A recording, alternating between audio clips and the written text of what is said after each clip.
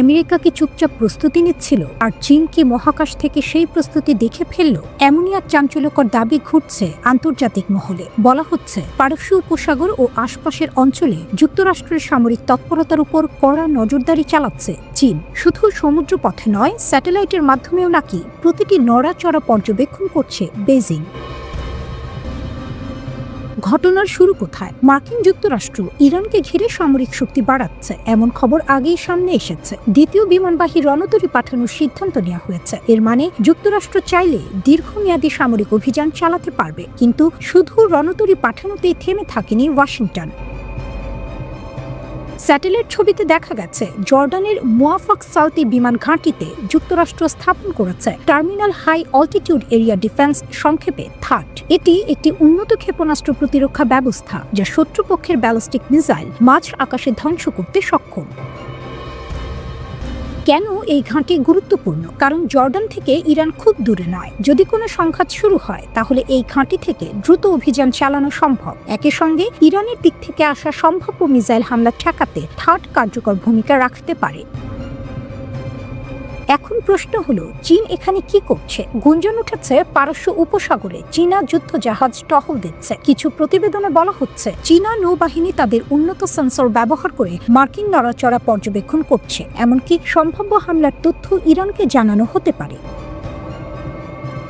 এগুলো কতটা নিশ্চিত? সরকারিভাবে সবকিছু স্বীকার করা হয়নি, তবে আন্তর্জাতিক কূটনীতিতে অনেক কিছুই প্রকাশ্যে বলা হয় না। স্যাটেলাইট ছবি এবং সামরিক বিশ্লেষকদের বক্তব্য মিলিয়ে একটি বিষয় স্পষ্ট, মধ্যপ্রাচ্যে এখন শুধু আমেরিকা আর ইরান নয়, চীনও সক্রিয়। চীন দীর্ঘদিন ধরে মার্কিন একচ্ছত্র আধিপত্যের বিরোধিতা করে আসছে। ভেনেজুয়েলা ইস্যুর পর থেকে বেজিং মনে করছে যুক্তরাষ্ট্র তাদের বিরোধী দেশগুলোর ওপর চাপ বাড়াচ্ছে। ইরান সেই তালিকার গুরুত্বপূর্ণ দেশ। যদি ইরান দুর্বল হয়ে পড়ে, তাহলে আঞ্চলিক শক্তির ভারসাম্য বদলে যেতে পারে, আর সেটি চীনের কৌশলগত স্বার্থের সঙ্গে যায় না। কারণ ইরান শুধু মধ্যপ্রাচ্যের একটি দেশ না, এটি চীনের জ্বালানি সরবরাহ ও বেল্ট অ্যান্ড রোড উদ্যোগের একটি গুরুত্বপূর্ণ অংশ। রাশিয়াও ইতিমধ্যে ইরানের পাশে সমর্থন জানিয়েছে, ফলে এক ধরনের অঘোষিত ব্লক তৈরি হচ্ছে। একদিকে যুক্তরাষ্ট্র, অন্যদিকে চীন ও রাশিয়া সমর্থিত ইরান। পেন্টাগনের এক জ্যেষ্ঠ সূত্র বলেছে, ইরানের বিরুদ্ধে কোনো পদক্ষেপ নেওয়ার আগে মার্কিন প্রতিরক্ষা আরও শক্তিশালী করা জরুরি। এর মানে যুক্তরাষ্ট্র জানে ইরান একা নয়, তাদের পেছনে রয়েছে শক্তিশালী মিত্র। এই পুরো পরিস্থিতিকে দুইভাবে দেখা যায়। এক, এটি শক্তি প্রদর্শনের খেলা, সবাই নিজেদের উপস্থিতি দেখাচ্ছে কিন্তু সরাসরি যুদ্ধ চাইছে না। দুই, এটি সম্ভাব্য বড় সংঘাতের প্রস্তুতি, যেখানে গোয়েন্দা তথ্য ও প্রযুক্তিগত নজরদারি বড় ভূমিকা রাখবে। আজকের যুদ্ধ শুধু ট্যাঙ্ক আর মিসাইল দিয়ে হয় না, হয় স্যাটেলাইট, সেন্সর, সাইবার নজরদারি আর তথ্যের মাধ্যমে। কে কাকে আগে দেখবে, কে কাকে আগে সতর্ক করবে, সেটাই বড় বিষয়। পারস্য উপসাগরে এখন এক অদৃশ্য দাবার খেলা চলছে। ঘুঁটি সাজানো হচ্ছে, চাল দেয়া হচ্ছে, কিন্তু শেষ আঘাত এখনো আসেনি।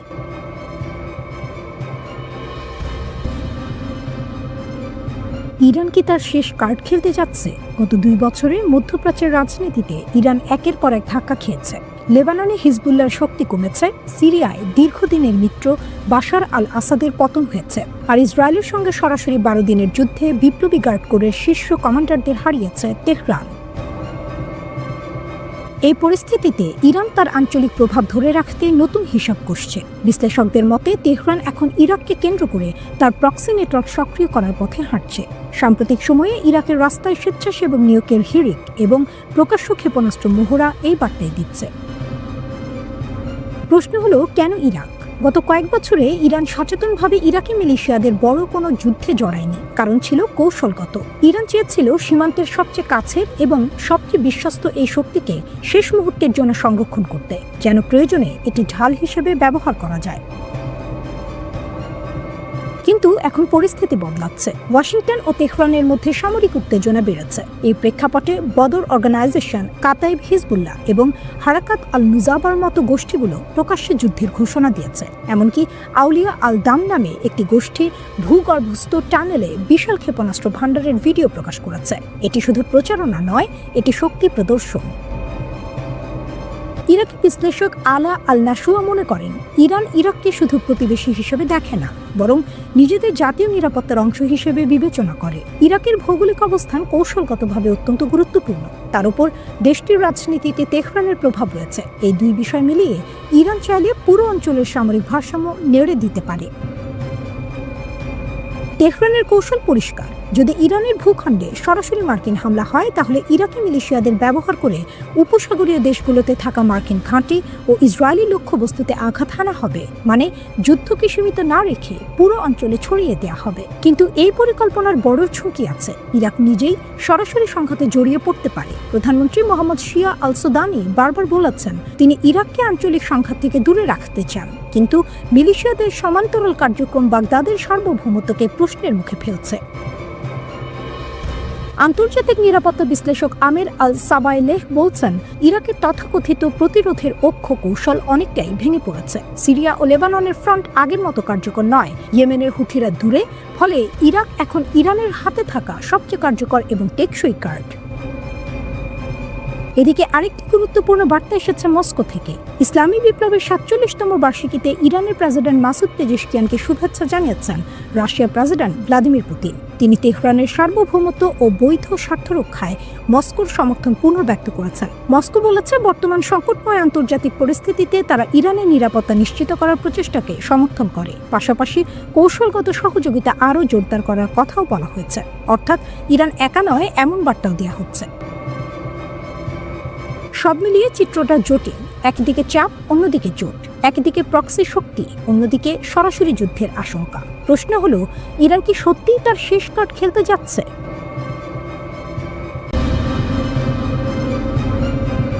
মধ্যপ্রাচ্যে যুদ্ধের আশঙ্কা যত বাড়ছে, একটি প্রশ্ন তত জোরে উঠছে, ইরানকে আক্রমণ করা কি সত্যি এত সহজ?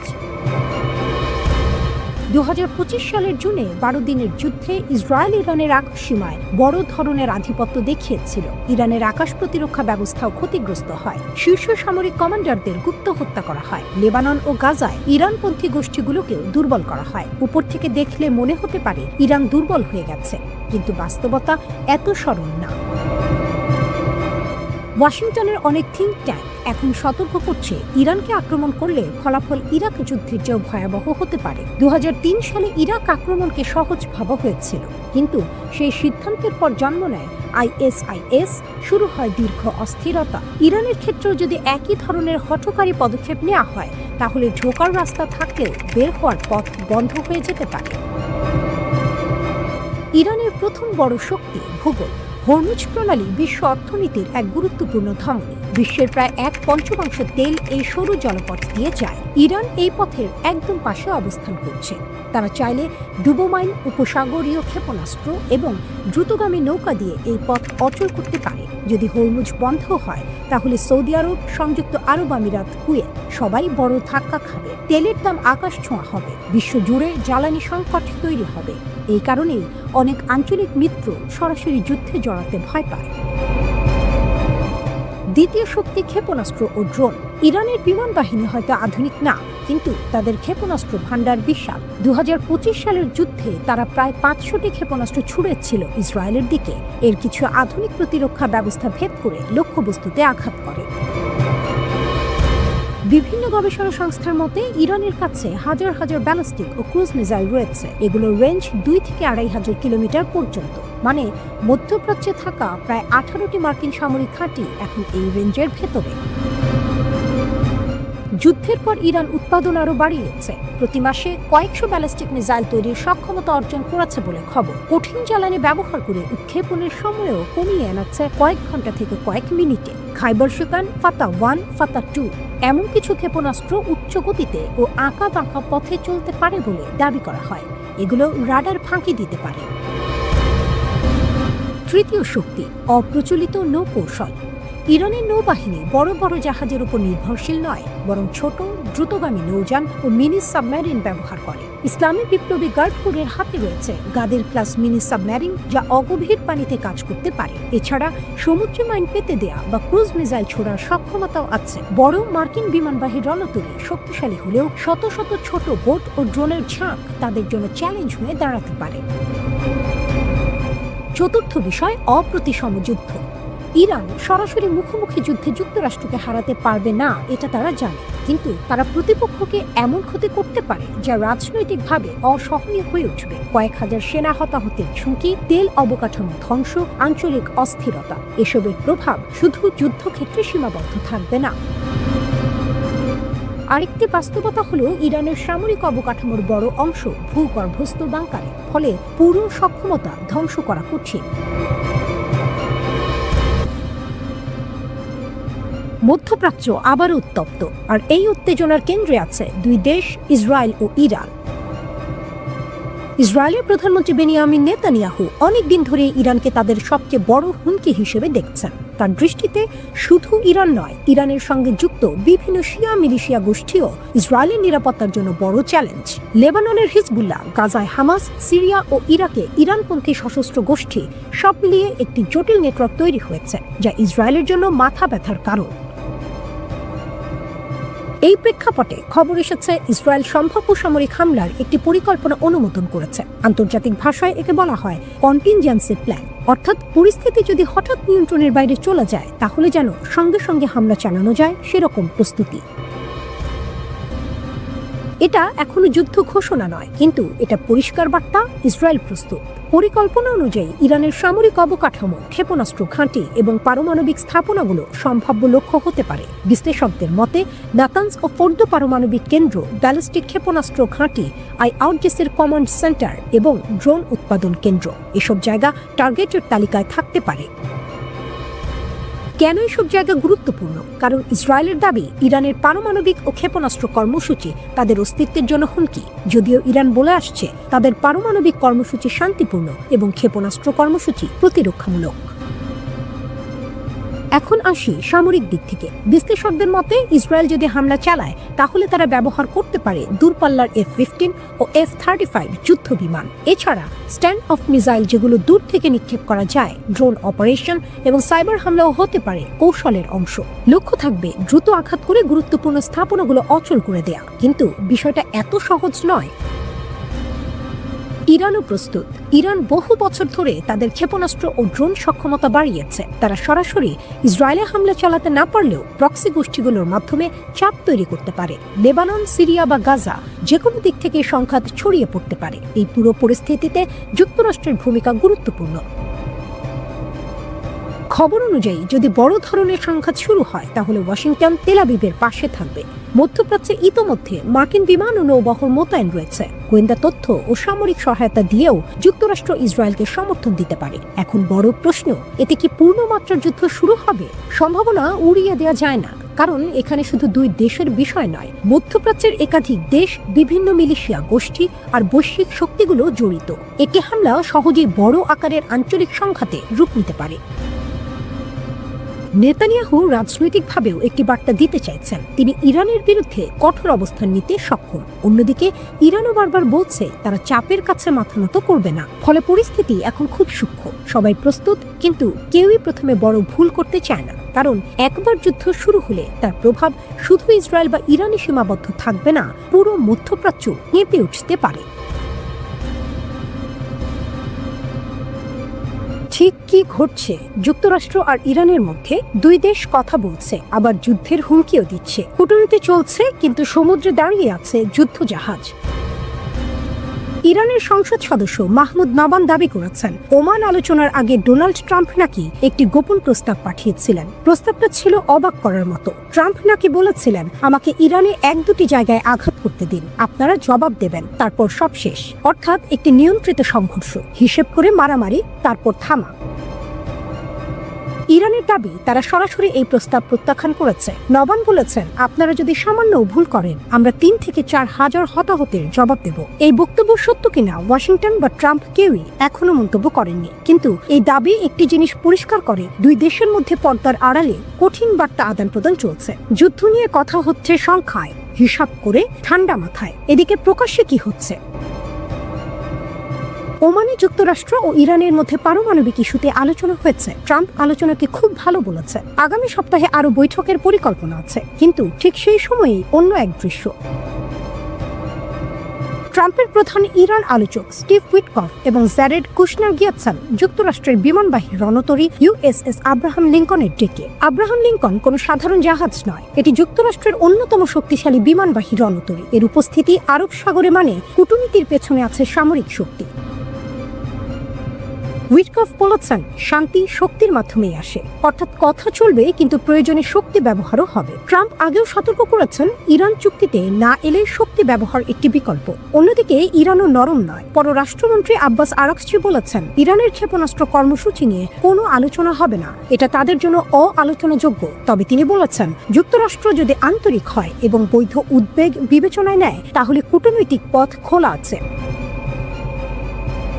সমস্যা হলো একদিকে আলোচনা, অন্যদিকে যুদ্ধ প্রস্তুতি। এই দুই পথ একসঙ্গে কত দূর চলতে পারে? গালফ আরব দেশগুলো উদ্বিগ্ন। তারা আশঙ্কা করছে সামান্য ভুল হিসাব পুরো অঞ্চলকে যুদ্ধে টেনে নিতে পারে। গত বছরের 12 দিনের ইসরায়েল ইরান সংঘাতের স্মৃতি এখনো টাটকা। এর মধ্যে ইরানের সেনাপ্রধান major general Abdur Rahim Musavi কঠোর বার্তা দিয়েছেন। তিনি বলেছেন, ইরানের বিরুদ্ধে সামরিক পদক্ষেপ নিলে শত্রুর জন্য তা হবে সম্পূর্ণ ও কৌশলগত পরাজয়। তিনি সতর্ক করেছেন, কোনো সীমিত হামলা সীমিত থাকবে না, এটি ছড়িয়ে পড়বে পুরো অঞ্চলে, বহু পক্ষ জড়িয়ে যাবে।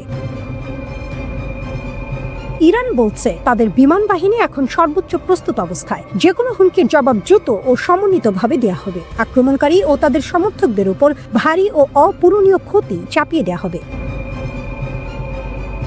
সুপ্রিম লিডার আয়াতুল্লাহ আলী খামেনিও একই বার্তা দিয়েছেন। তিনি বলেছেন, ইরান যুদ্ধ চায় না, কিন্তু কেউ আক্রমণ করলে দৃঢ় আঘাত করা হবে। আর যদি যুক্তরাষ্ট্র যুদ্ধ শুরু করে তা হবে আঞ্চলিক যুদ্ধ, নিয়ন্ত্রণের বাইরে চলে যেতে পারে। ইরান এবার খুব স্পষ্ট করে একটি লাল দাগ টেনে দিয়েছে। পররাষ্ট্রমন্ত্রী আব্বাস আরাকচি পরিষ্কার ভাষায় বলেছেন, ইরান তার প্রতিবেশী দেশগুলোতে আক্রমণ করতে চায় না, কিন্তু যদি যুক্তরাষ্ট্র ইরানে হামলা করে তাহলে মধ্যপ্রাচ্যে যেখানে যেখানে মার্কিন ঘাঁটি আছে সেগুলো বৈধ লক্ষ্যবস্তু হবে। আল জাজিরাকে দেওয়া সাক্ষাৎকারে তিনি বলেন, ইরান সরাসরি আমেরিকার মূল ভূখণ্ডে আঘাত করতে পারবে না, কিন্তু ইরাক, কাতার, বাহরাইন বা অন্যান্য দেশে যেখানে মার্কিন সেনা মোতায়েন আছে সেখানে জবাব দিতে পারবে এবং দেবে। এই বক্তব্যের কেন্দ্রে আছে ইরানের পারমাণবিক কর্মসূচি।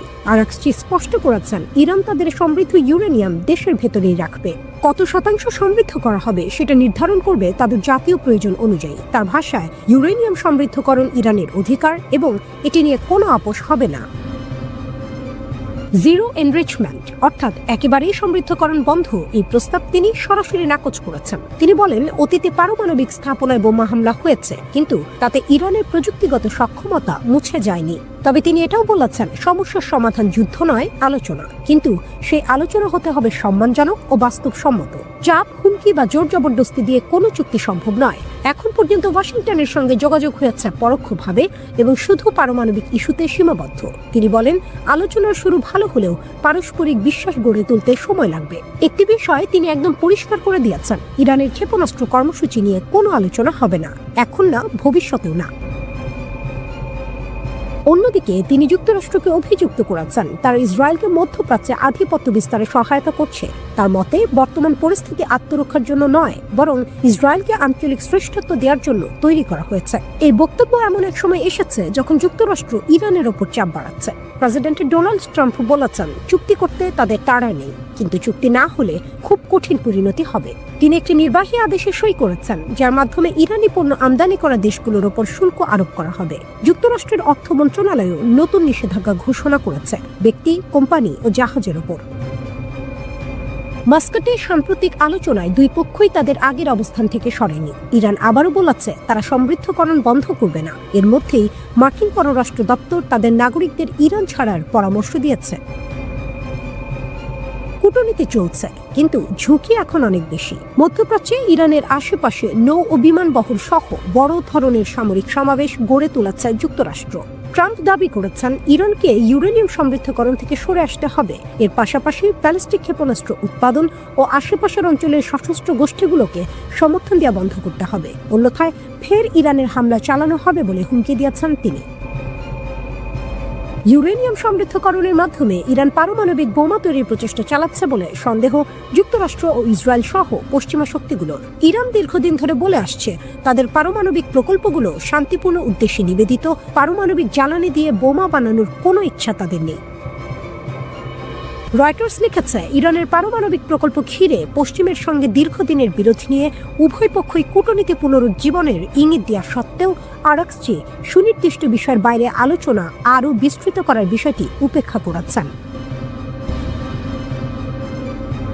যদি হঠাৎ আকাশ ভরে যায় হাজার হাজার ড্রোনে, ভাবুন এক মুহূর্তের জন্য ওমান সাগর বা পারস্য উপসাগর থেকে আমেরিকার একটি বিশাল বিমানবাহী রণতরী ইরানের দিকে এগিয়ে আসছে। সঙ্গে আছে ডেস্ট্রয়ার, ফ্রিগেট, মিসাইলবাহী যুদ্ধ জাহাজ, একটি পূর্ণাঙ্গ ক্যারিয়ার স্ট্রাইক গ্রুপ। হঠাৎ রাডারে ধরা পড়ল অস্বাভাবিক কিছু। আকাশে উঠছে শত শত, না হাজার হাজার ড্রোন। সবগুলোর লক্ষ্য একটাই, এই বহরের নেতা বিশাল এয়ারক্রাফট ক্যারিয়ার। এটাই হচ্ছে সেই ভয়ঙ্কর কৌশল যেটা নিয়ে এখন সামরিক বিশ্লেষকরা সবচেয়ে বেশি আলোচনা করছেন। এয়ারক্রাফট ক্যারিয়ার কি অজেয়? আমরা সাধারণত ভাবি আমেরিকার বিমানবাহী রণতরী মানেই অজেয় শক্তি। এগুলোর এয়ার ডিফেন্স খুব শক্তিশালী, আছে আধুনিক রাডার, এয়ার ডিফেন্স গান, একের পর এক মিসাইল সিস্টেম। কিন্তু একটা বড় সমস্যা আছে, এগুলো একসাথে হাজার হাজার লক্ষ্যবস্তু মোকাবিলার জন্য তৈরি না। যদি একসাথে অল্প কয়েকটা মিসাইল আসে, ঠেকানো সম্ভব, কিন্তু যদি আকাশ ভরে যায় ড্রোনে, সবগুলোকে ধ্বংস করা প্রায় অসম্ভব। আর এখানেই আসে ইরানের ভয়ঙ্কর পরিকল্পনা। কামিকাজে ড্রোন ইরানের সবচেয়ে বড় অস্ত্র। ইরানের ইসলামী বিপ্লবী গার্ড বাহিনী IRGC বছরের পর বছর ধরে হাজার হাজার কামিকাজে ড্রোন তৈরি করেছে। সবচেয়ে পরিচিত দুটি মডেল শাহিদ 131, শাহিদ 136। এই ড্রোনগুলো কতটা ভয়ঙ্কর তা ইউক্রেন যুদ্ধ দেখলেই বোঝা যায়। ইরান এই প্রযুক্তি রাশিয়াকে দিয়েছে, রাশিয়া সেই ডিজাইন ব্যবহার করে বানিয়েছে জেরান ড্রোন। আজ ইউক্রেনের শহরগুলোতে প্রতিদিন যে ড্রোন হামলা হচ্ছে তার পেছনে এই প্রযুক্তিই কাজ করছে। ড্রোন বনাম মিসাইল। কেন ড্রোন বেশি বিপজ্জনক? একটা মিসাইল খুব দামি, একটা ড্রোন তুলনামূলকভাবে অনেক সস্তা। কিন্তু সমস্যা হলো একসাথে হাজার হাজার ড্রোন ছোড়া যায়। এই কৌশলকে সামরিক ভাষায় বলা হয় সোয়ার্ম অ্যাটাক। এর মানে কি, শত্রুর এয়ার ডিফেন্স যতই শক্তিশালী হোক, সে সব লক্ষ্য ধরতে পারবে না, সবকিছুর উপর মিসাইল নষ্ট করতে পারবে না। শেষ পর্যন্ত কিছু ড্রোন ঢুকবে, আর একটা এয়ারক্রাফট ক্যারিয়ারে যদি ঠিক জায়গায় মাত্র কয়েকটি ড্রোন আঘাত করে, তাতেই ভয়াবহ ক্ষতি হতে পারে। ইরান কি এটা আগেও করেছে? হ্যাঁ, ইরান এর আগে ইসরায়েলের দিকে একসাথে অনেক মিসাইল ছুড়েছে, বড় পরিসরে হামলা চালিয়েছে। ফিলিস্তিনি প্রতিরোধ গোষ্ঠীও একই কৌশলে ইসরায়েলের এয়ার ডিফেন্স ভেদ করতে পেরেছিল। এখন সামরিক বিশ্লেষকরা বলছেন, ইরান এই একই পদ্ধতি আমেরিকার বিমানবাহী রণতরীর বিরুদ্ধে ব্যবহার করতে পারে। এই দাবি তুলেছে সামরিক বিষয়ক ওয়েবসাইট ডিফেন্স সিকিউরিটি এশিয়া। ঝুঁকিতে কত বড় সম্পদ! এই মুহূর্তে মধ্যপ্রাচ্যে রয়েছে USS আব্রাহাম লিঙ্কন এবং আসার কথা আছে USS রুজভেল্ট। প্রতিটি এয়ারক্রাফট ক্যারিয়ারের দাম কয়েক বিলিয়ন ডলার। শুধু টাকার দিক থেকেই না, এগুলো আমেরিকার সামরিক অহংকারের প্রতীক। যদি ইরান কখনো একটি ক্যারিয়ার ডুবিয়ে দেয় বা মারাত্মকভাবে ক্ষতিগ্রস্ত করে, তাহলে সেটা হবে আমেরিকার জন্য ঐতিহাসিক ধাক্কা এবং ইরানের জন্য বিশাল কৌশলগত জয়। ইরানে এক সপ্তাহে 99টি ভূমিকম্প। প্রকৃতির খেলা নাকি যুদ্ধের প্রস্তুতি? ইরান, ইসরায়েল এবং যুক্তরাষ্ট্র এই তিন দেশকে ঘিরে মধ্যপ্রাচ্যে উত্তেজনা আবার নতুন করে মাথাচাড়া দিয়েছে। ঠিক এই সময়ে সামনে আসে একটি অস্বাভাবিক তথ্য। মাত্র এক সপ্তাহে ইরানে 99টি ভূমিকম্প। আর এখান থেকেই শুরু হয় জল্পনা, গুজব আর নানা ষড়যন্ত্র তত্ত্ব। প্রশ্ন হলো, এগুলো কি স্বাভাবিক ভূমিকম্প, নাকি গোপন পারমাণবিক পরীক্ষা, নাকি যুক্তরাষ্ট্র ও ইসরায়েলের সঙ্গে সম্ভাব্য যুদ্ধের প্রস্তুতি? কি ঘটেছে ইরানে? 2026 সালের 10 থেকে 16 জানুয়ারি, মাত্র 6 দিনের মধ্যে ইরানে মোট 99টি ভূমিকম্প রেকর্ড করা হয়। এই ভূমিকম্পগুলোর মধ্যে 72টির মাত্রা ছিল 3.0 এর আশেপাশে, 21টি ছিল 3 থেকে 4 মাত্রার মধ্যে, 5টি ছিল 4 থেকে 5 মাত্রার মধ্যে এবং মাত্র একটি ভূমিকম্প ছিল 5 থেকে 6 মাত্রার, অর্থাৎ বেশিরভাগ কম থেকে মাঝারি মাত্রার ভূমিকম্প। কোন কোন এলাকায় ভূমিকম্প হয়েছে? এই ভূমিকম্পগুলো কোনো একটি জায়গায় সীমাবদ্ধ ছিল না, বরং একাধিক প্রদেশে ছড়িয়ে পড়ে। খুসান 18টি, ইয়াজদ 13টি, কেরমান, দক্ষিণ খোরাসান প্রতিটিতে 7টি করে। এই বিস্তৃত ভৌগোলিক ছড়ানো বিষয়টি গুরুত্বপূর্ণ, কারণ যদি এটা কোনো গোপন বিস্ফোরণ হতো, তাহলে সাধারণত একটি নির্দিষ্ট এলাকায় সীমাবদ্ধ থাকতো। ইস্পাহান কেন এত গুরুত্বপূর্ণ? এখানেই শুরু হয় রাজনৈতিক বার্তা। ইস্পাহান প্রদেশে রয়েছে ইরানের গুরুত্বপূর্ণ পারমাণবিক স্থাপনা। এই জায়গায় রয়েছে গবেষণা রিঅ্যাক্টর, পারমাণবিক ল্যাব, জ্বালানি প্রস্তুত কেন্দ্র। আর এখানেই সমস্যা। 2025 সালের জুন মাসে যুক্তরাষ্ট্র দাবি করেছিল তারা ইরানের 3টি পারমাণবিক স্থাপনায় হামলা চালিয়েছে, যার একটি ছিল ইস্পাহান। সেই অভিযানের নাম ছিল অপারেশন মিডনাইট হ্যামার। তাই এখন যখন ইস্পাহানের আশেপাশে ভূমিকম্প হচ্ছে, তখন সন্দেহ আরো বেড়ে যাচ্ছে। ট্রাম্প বনাম ইরান, হত্যার হুমকি ও যুদ্ধের ভাষা। এই ভূমিকম্পের খবর এমন এক সময় এসেছে যখন রাজনৈতিক উত্তেজনা চরমে। ডোনাল্ড ট্রাম্প হুঁশিয়ারি দিয়েছেন, আমাকে হত্যা করা হলে ইরানকে পৃথিবীর মানচিত্র থেকে মুছে দেওয়া হবে। অন্যদিকে ইরান বলেছে, খামেনিকে আঘাত করলে হাত কেটে নেওয়া হবে। এ ধরনের ভাষা সাধারণত যুদ্ধের আগের সময়েই শোনা যায়। ইসরায়েলেও ভূমিকম্প আরো সন্দেহ। 14 জানুয়ারি ইসরায়েলে 4.2 মাত্রার ভূমিকম্প হয়। এর কেন্দ্র ছিল ডিমোনা পারমাণবিক স্থাপনার কাছাকাছি। এই ঘটনাও নতুন প্রশ্ন তোলে। ডিমোনা ইসরায়েলের গোপন পারমাণবিক কর্মসূচির কেন্দ্র বলে মনে করা হয়। সেখানে আগে থেকেই নিরাপত্তা মহড়া চলছিল। ভূমিকম্পের পর সাইরেন বেজে ওঠে, আতঙ্ক ছড়িয়ে পড়ে। কিছু বিশ্লেষক দাবি করেন ইসরায়েল হয়তো পারমাণবিক কার্যকলাপ বাড়াচ্ছে, যদিও এর কোনো প্রমাণ এখনো নেই। তাহলে সত্যিটা কি? এখন সবচেয়ে গুরুত্বপূর্ণ প্রশ্ন, এগুলো কি প্রকৃতির স্বাভাবিক ঘটনা নাকি গোপন সামরিক তৎপরতা? ভূতাত্ত্বিকদের মতে ইরান ও ইসরায়েল দুটোই ভূমিকম্প প্রবণ এলাকায় অবস্থিত। ছোট ছোট ভূমিকম্প একসাথে হওয়াকে বলা হয় সাইসমিক স্টর্ম। এটি অনেক সময় স্বাভাবিকভাবেই ঘটে, কিন্তু রাজনীতি যখন উত্তপ্ত থাকে তখন প্রতিটি প্রাকৃতিক ঘটনাও রাজনৈতিক অর্থ পেয়ে যায়। কিন্তু এখন পর্যন্ত কোনো প্রমাণ নেই যে এই ভূমিকম্পগুলো পারমাণবিক পরীক্ষা বা যুদ্ধ প্রস্তুতির ফল। মধ্যপ্রাচ্যে আবারও যুদ্ধের আশঙ্কা ঘনীভূত হচ্ছে। যুক্তরাষ্ট্র, ইসরায়েল আর ইরান, এই তিন পক্ষকে ঘিরে এমন এক উত্তেজনা তৈরি হয়েছে যেখানে সামান্য ভুল হিসাব থেকেই শুরু হতে পারে আরেকটি বড় যুদ্ধ। ইরানের বিপ্লবী গার্ড বাহিনী IRGC এর প্রধান commander major general Mohammad Pakpour সরাসরি সতর্কবার্তা দিয়েছেন যুক্তরাষ্ট্র ও ইসরায়েলকে। ইরানের রাষ্ট্রীয় টেলিভিশন প্রেস টিভিতে তিনি বলেন, ইরানের সেনারা এখন সর্বোচ্চ সতর্কতায় আছে আর তাদের হাত ট্রিগারে। যদি কোনো হামলা হয়, ইরান 1 সেকেন্ডও দেরি করবে না। পাকপুর বলেন, যুক্তরাষ্ট্র আর ইসরায়েল যেন ইতিহাস থেকে শিক্ষা নেয়। তিনি ইঙ্গিত দেন আগের 12 দিনের যুদ্ধে যেখানে শত্রুপক্ষ বড় ক্ষতির মুখে পড়েছিল। তার ভাষায়, যদি আবার কোনো ভুল হিসাব করা হয় তাহলে শাস্তি হবে আরো বেশি যন্ত্রণাদায়ক, আর এমন হবে যার জন্য পরে শুধু অনুশোচনা ছাড়া কিছুই থাকবে না। তিনি আরো বলেন, ইরান আগের যে কোনো সময়ের তুলনায় এখন অনেক বেশি শক্তিশালী প্রতিরক্ষা ব্যবস্থা গড়ে তুলেছে। দেশের সীমান্ত রক্ষা, আকাশ প্রতিরক্ষা আর পাল্টা হামলার ক্ষমতা সবই এখন অভূতপূর্ব পর্যায়ে। হঠাৎ এত কড়া ভাষা কেন? এর পেছনে বড় কারণ ডোনাল্ড ট্রাম্প। ইরানের পররাষ্ট্রমন্ত্রী আব্বাস আরাগচি সম্প্রতি ট্রাম্পের বক্তব্যের তীব্র সমালোচনা করেছেন। তিনি বলেছেন, ট্রাম্পের কথাবার্তা এই মুহূর্তে উস্কানিমূলক ও দায়িত্বজ্ঞানহীন। আরাগচির দাবি, ট্রাম্পের লাগাতার হুমকি আসলে উগ্রপন্থী গোষ্ঠীগুলোকে আরো সাহস দিচ্ছে। এই বক্তব্যগুলো সন্ত্রাসী নেটওয়ার্কগুলোর জন্য এক ধরনের মোটিভেশন হয়ে উঠছে। এর আগেও ইরানের এক শীর্ষ সামরিক কর্মকর্তা সরাসরি ওয়াশিংটনকে সতর্ক করে দিয়েছিলেন, ইরানের সর্বোচ্চ নেতা আয়াতুল্লাহ আলী খামেনির বিরুদ্ধে কোনো পদক্ষেপ নিলে তার ফল ভয়াবহ হবে। এই প্রেক্ষাপটেই আসে ইরানের সবচেয়ে কড়া বার্তা। এক ইরানি জেনারেল বলেন, আমরা ট্রাম্পের চিৎকারকে গুরুত্ব দিই না, কিন্তু তিনি জানেন যদি আমাদের নেতার দিকে কেউ হাত বাড়ায় তাহলে সেই হাত শুধু কাটা হবে না, আমরা তাদের পুরো দুনিয়ায় আগুনে জ্বালিয়ে দেব। তিনি আরো বলেন, শত্রুপক্ষের জন্য এই অঞ্চলে কোনো নিরাপদ জায়গা থাকবে না। ইরানের ভূখণ্ডের 1 ইঞ্চিও যদি লঙ্ঘন করা হয় তাহলে হুমকি বড় হওয়ার আগেই তা ধ্বংস করা হবে। অন্য পাশে যুক্তরাষ্ট্রও বসে নেই। মার্কিন সেন্ট্রাল কমান্ড জানিয়েছে মধ্যপ্রাচ্যে আরও যুদ্ধ বিমান মোতায়েন করা হচ্ছে। বিশ্লেষকদের মতে এটা স্পষ্ট ইঙ্গিত ওয়াশিংটন সম্ভাব্য সংঘাতের জন্য প্রস্তুতি নিচ্ছে। এই উত্তেজনার মাঝেই আরেকটি অদ্ভুত ঘটনা ঘটে। 20 থেকে 21 জানুয়ারির রাতে ডোনাল্ড ট্রাম্পের বিমান মাঝপথে যান্ত্রিক সমস্যার পরে তিনি বাধ্য হন বিমান বদলাতে। মেরিল্যান্ডের জয়েন্ট বেস ইন রুজে ফিরে গিয়ে অন্য বিমানে যাত্রা শুরু করেন। ট্রাম্প তখন যাচ্ছিলেন সুইজারল্যান্ডের ডাভোসে 2026 সালে ওয়ার্ল্ড ইকোনমিক ফোরামে যোগ দিতে। এই ঘটনার কয়েক ঘন্টা আগে ট্রাম্প ইরানকে আবার হুঁশিয়ারি দিয়েছিলেন। তার ভাষায়, যদি কিছু ঘটে পুরো দেশটাই উড়িয়ে দেওয়া হবে। আমার খুব কঠোর নির্দেশ আছে, কিছু হলেই তারা পৃথিবীর মানচিত্র থেকে মুছে যাবে। একদিকে ইরান বলছে তারা প্রস্তুত, ট্রিগারে হাত। অন্যদিকে যুক্তরাষ্ট্র বলছে হামলা হলে ধ্বংস অনিবার্য। এই মুহূর্তে মধ্যপ্রাচ্যে দাঁড়িয়ে আছে এক ভয়ঙ্কর মোড়ে।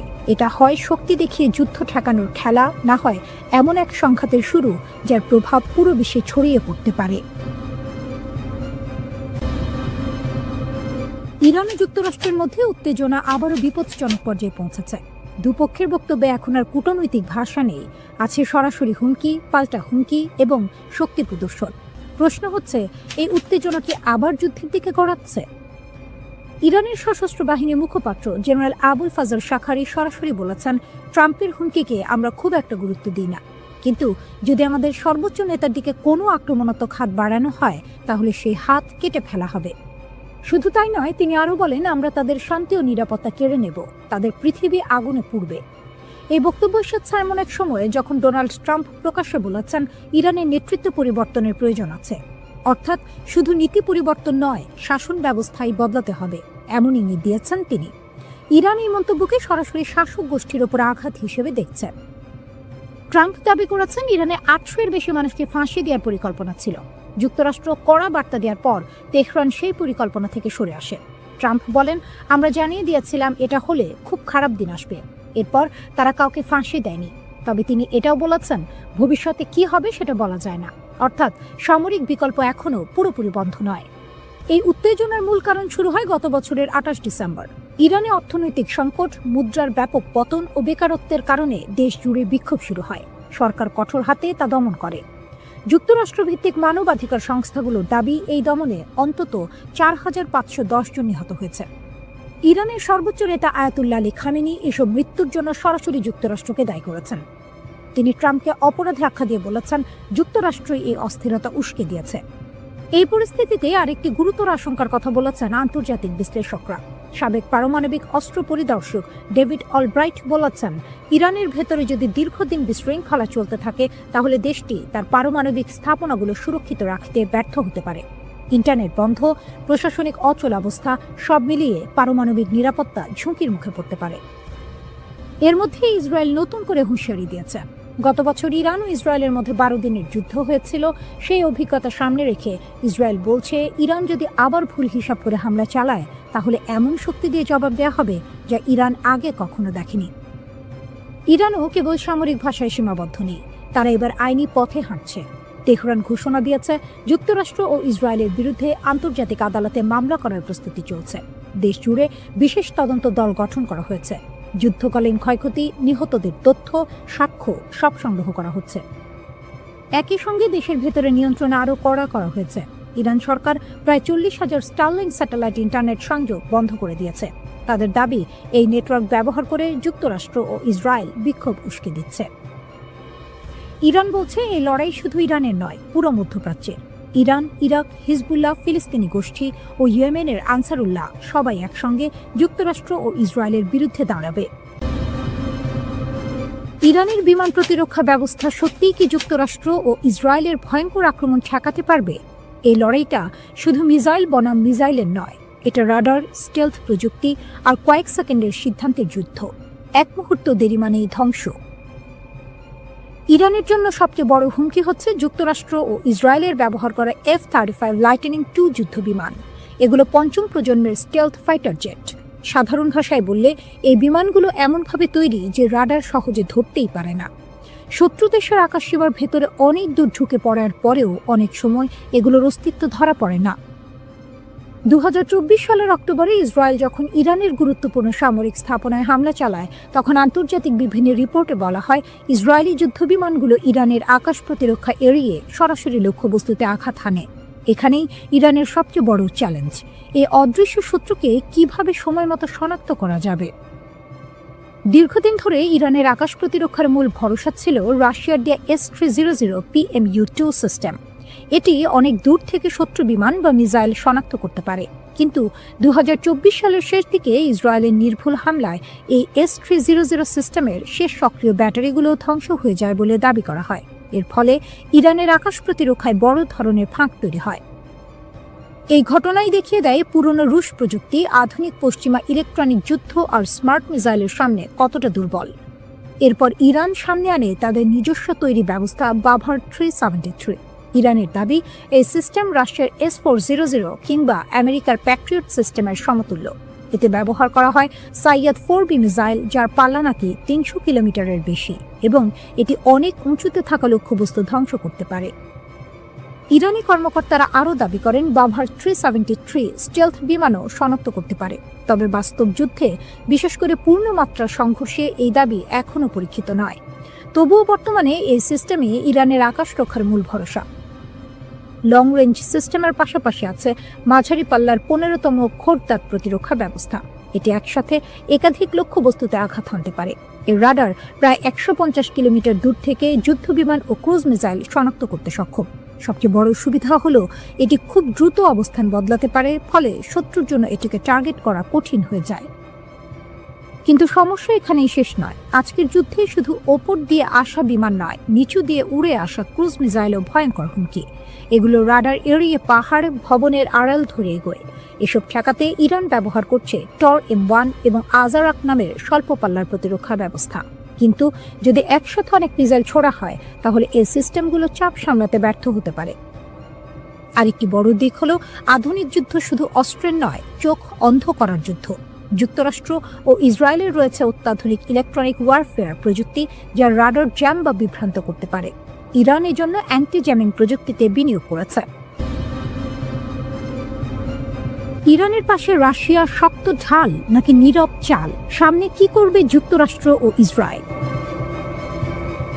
ইরানের চারপাশে চাপ বাড়ছে। যুক্তরাষ্ট্রের যুদ্ধ বিমানবাহী রণতরী এগিয়ে যাচ্ছে অঞ্চলের দিকে, আর ঠিক এই সময়েই ইরানের পাশে শক্ত ঢালের মতো দাঁড়িয়ে গেছে রাশিয়া। প্রশ্ন উঠছে, ইরানকে রক্ষা করতে ঠিক কি করেছে মস্কো, আর এর জবাবে যুক্তরাষ্ট্র ও ইসরায়েল কি করতে পারে? ইরান অভ্যন্তরীণ আন্দোলন, অর্থনৈতিক সংকট আর আন্তর্জাতিক চাপ সবকিছু একসঙ্গে মোকাবিলা করেছে। এই সুযোগেই মার্কিন প্রেসিডেন্ট ডোনাল্ড ট্রাম্প একাধিকবার ইরানের বিরুদ্ধে সামরিক হামলার হুমকি দিয়েছেন, কিন্তু হঠাৎ করেই সেই সিদ্ধান্ত আপাতত স্থগিত রাখা হয়েছে। এটা কি শান্তির ইঙ্গিত নাকি বড় ঝড় আসার আগের নিস্তব্ধতা?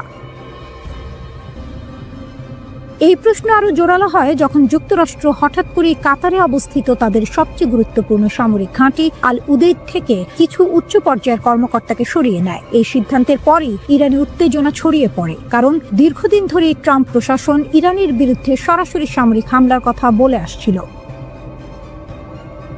এদিকে সৌদি আরব, কাতার, মিশর সহ একাধিক উপসাগরীয় দেশ যুক্তরাষ্ট্রকে স্পষ্ট বার্তা দিয়েছে, ইরানে হামলা হলে পুরো মধ্যপ্রাচ্য আগুনে জ্বলে উঠবে। শুধু তাই নয়, এর বড় ধাক্কা আসবে মার্কিন অর্থনীতিতেও। বিশ্লেষকদের মতে যুক্তরাষ্ট্র যদি ইরানে হামলা চালায়, তাহলে তেহরান চুপ করে বসে থাকবে না। মধ্যপ্রাচ্যে থাকা মার্কিন সামরিক ঘাঁটিগুলোতে পাল্টা হামলা চালাতে পারে ইরান। পাশাপাশি বিশ্বের অন্যতম গুরুত্বপূর্ণ জ্বালানি রুট হরমুজ প্রণালী বন্ধ করে দেওয়ার ক্ষমতাও রয়েছে তাদের হাতে, যার প্রভাব পড়বে বিশ্ব জুড়ে তেলের বাজারে। এই উত্তেজনার মাঝেই প্রশ্ন ওঠে, ইরানের ভেতরের আন্দোলনের অবস্থা এখন কি? আন্তর্জাতিক সংবাদ মাধ্যমগুলো জানাচ্ছে, ইরানে এখনো পুরোপুরি ইন্টারনেট চালু হয়নি, তবে সরকার বিরোধী আন্দোলনের তীব্রতা অনেকটাই কমে এসেছে। কারণ হিসেবে বলা হচ্ছে, সহিংস আন্দোলনকারীদের বিরুদ্ধে ইরানের আইন শৃঙ্খলা বাহিনী কঠোর ব্যবস্থা নিয়েছে। ব্যাপক গ্রেপ্তার আর নজরদারির ফলে আন্দোলনের গতি ধীরে ধীরে থেমে গেছে। এখানেই আসে রাশিয়ার ভূমিকা। ইউক্রেন যুদ্ধে ইরান যে ড্রোন ও অন্যান্য সহযোগিতা রাশিয়াকে দিয়েছিল, সেই কথা ভুলে যাননি প্রেসিডেন্ট ভ্লাদিমির পুতিন। ইরান যখন নিজেই সংকটে পড়ে, তখন নীরব না থেকে সাহায্যের হাত বাড়িয়ে দেয় মস্কো। আন্দোলনের সময় ইরান সরকার ইন্টারনেট বন্ধ করে দিলে ট্রাম্পের ঘনিষ্ঠ ব্যবসায়ী ইলন মাস্ক ঘোষণা দেন, তিনি ইরানিদের জন্য বিনামূল্যে স্টারলিং স্যাটেলাইট ইন্টারনেট চালু করবেন। উদ্দেশ্য ছিল আন্দোলনকারীদের যোগাযোগ সহজ করা, কিন্তু এই পরিকল্পনাও পুরোপুরি সফল হয়নি। খবর অনুযায়ী স্টারলিং ঠেকাতে ইরান ব্যবহার করেছে রাশিয়ার দেয়া বিশেষ প্রযুক্তি। এক ধরনের জ্যামার ব্যবহার করে স্টারলিংকের আপলিংক ও ডাউনলিংক ট্রাফিকের প্রায় 80% ক্ষতিগ্রস্ত করা হয়। ফলে ইলন মাস্কের উদ্যোগ বড় বাধার মুখে পড়ে। শুধু প্রযুক্তিগত সহায়তাই নয়, কূটনৈতিকভাবেও ইরানের পাশে দাঁড়িয়েছে রাশিয়া। পুতিন প্রকাশ্যে জানিয়েছে, তিনি ইরানের বিরুদ্ধে যে কোনো সামরিক আগ্রাসনের বিরোধী। একই সঙ্গে যুক্তরাষ্ট্র ও ইরানের উত্তেজনা কমাতে মধ্যস্থতাকারীর ভূমিকাও নিতে প্রস্তুত তিনি। সবচেয়ে গুরুত্বপূর্ণ বিষয় হলো রাশিয়া ও ইরানের মধ্যে থাকা কৌশলগত সামরিক ও অর্থনৈতিক চুক্তি। এই চুক্তির মাধ্যমে দীর্ঘমেয়াদে ইরানকে সহায়তা দেওয়ার প্রতিশ্রুতি দিয়েছে মস্কো। আয়াতুল্লাহ আলী খামেনির নেতৃত্বাধীন ইরানের সঙ্গ থেকে সরে আসার কোনো ইঙ্গিত এখনো দেননি পুতিন। সব মিলিয়ে বলা যায় রাশিয়া সরাসরি যুদ্ধে নামেনি, কিন্তু প্রযুক্তি, কূটনীতি ও কৌশলগত অবস্থান দিয়ে ইরানের জন্য এক ধরনের নীরব ঢাল তৈরি করেছে। একটি উত্তপ্ত আগ্নেয়গিরি, ভেতরে জমে আছে ক্ষোভ, অসন্তোষ আর রাগ। আর সেই আগুনে ঘি ঢালছে বিদেশি শক্তিগুলো, এমনটাই দাবি করছে ইরান সরকার। ইরানের সাম্প্রতিক যে আন্দোলন শুরু হয়েছে তা প্রথমে ছিল তুলনামূলক শান্তিপূর্ণ। মানুষ রাস্তায় নেমেছিল নিজেদের দাবি নিয়ে, কিন্তু সময় গড়ানোর সঙ্গে সঙ্গে সে আন্দোলন সহিংস রূপ নিতে শুরু করে। বিভিন্ন শহরে সরকারি ভবন, অবকাঠামো এবং নিরাপত্তা বাহিনীর ওপর হামলার ঘটনা ঘটে। ইরান সরকারের বক্তব্য পরিষ্কার, তাদের দাবি এই আন্দোলনকে কাজে লাগিয়ে দেশকে অস্থিতিশীল করার চেষ্টা করছে বিদেশি শত্রুরা, বিশেষ করে যুক্তরাষ্ট্র ও ইসরায়েল। ইরানের সর্বোচ্চ নেতা আয়াতুল্লাহ আলী খামেনি এই মুহূর্তে সবচেয়ে বড় চাপে আছেন। তিনি একজন কঠোর শাসক, এটা সত্য। তার শাসন ব্যবস্থায় ব্যক্তিকেন্দ্রিক ক্ষমতার প্রভাব প্রবল, কিন্তু একই সঙ্গে তিনি অভিজ্ঞ ও লড়াকু রাজনীতিবিদ। ইরানের বিপ্লব, যুদ্ধ, নিষেধাজ্ঞা সব ঝড় পেরিয়েই তিনি এখানে পৌঁছেছেন। এখন পুরো জনস্রোতের বিপরীতে দাঁড়িয়ে একাই লড়াই করছেন খামেনি। এই অবস্থায় বিক্ষোভ নিয়ন্ত্রণে নামানো হয়েছে বিশেষ নিরাপত্তা অভিযান। ইরানের আইনশৃঙ্খলা বাহিনী ফারাজা দাবি করেছে দক্ষিণাঞ্চলীয় বন্দর নগরী বুশেহর থেকে প্রায় ৬০০টি অস্ত্র উদ্ধার করা হয়েছে। এই অস্ত্রগুলো নাকি পাচার করা হচ্ছিল রাজধানী তেহরানে। ফারাজার মতে, যদি এসব অস্ত্র তেহরানে পৌঁছাতো তাহলে বড় ধরনের নগরযুদ্ধ এবং ভয়াবহ প্রাণহানি ঘটতে পারত। এই অভিযানে অন্তত ২ জন সন্ত্রাসীকে গ্রেপ্তার করা হয়েছে বলেও জানানো হয়। একই সঙ্গে ইরানের গোয়েন্দা সংস্থাগুলো আরও একটি গুরুতর দাবি করেছে। তারা বলছে একটি সশস্ত্র সন্ত্রাসী চক্রকে শনাক্ত ও ভেঙে দেওয়া হয়েছে, যারা সাধারণ মানুষ ও নিরাপত্তা বাহিনীর সদস্যদের হত্যা করার পরিকল্পনা করছিল।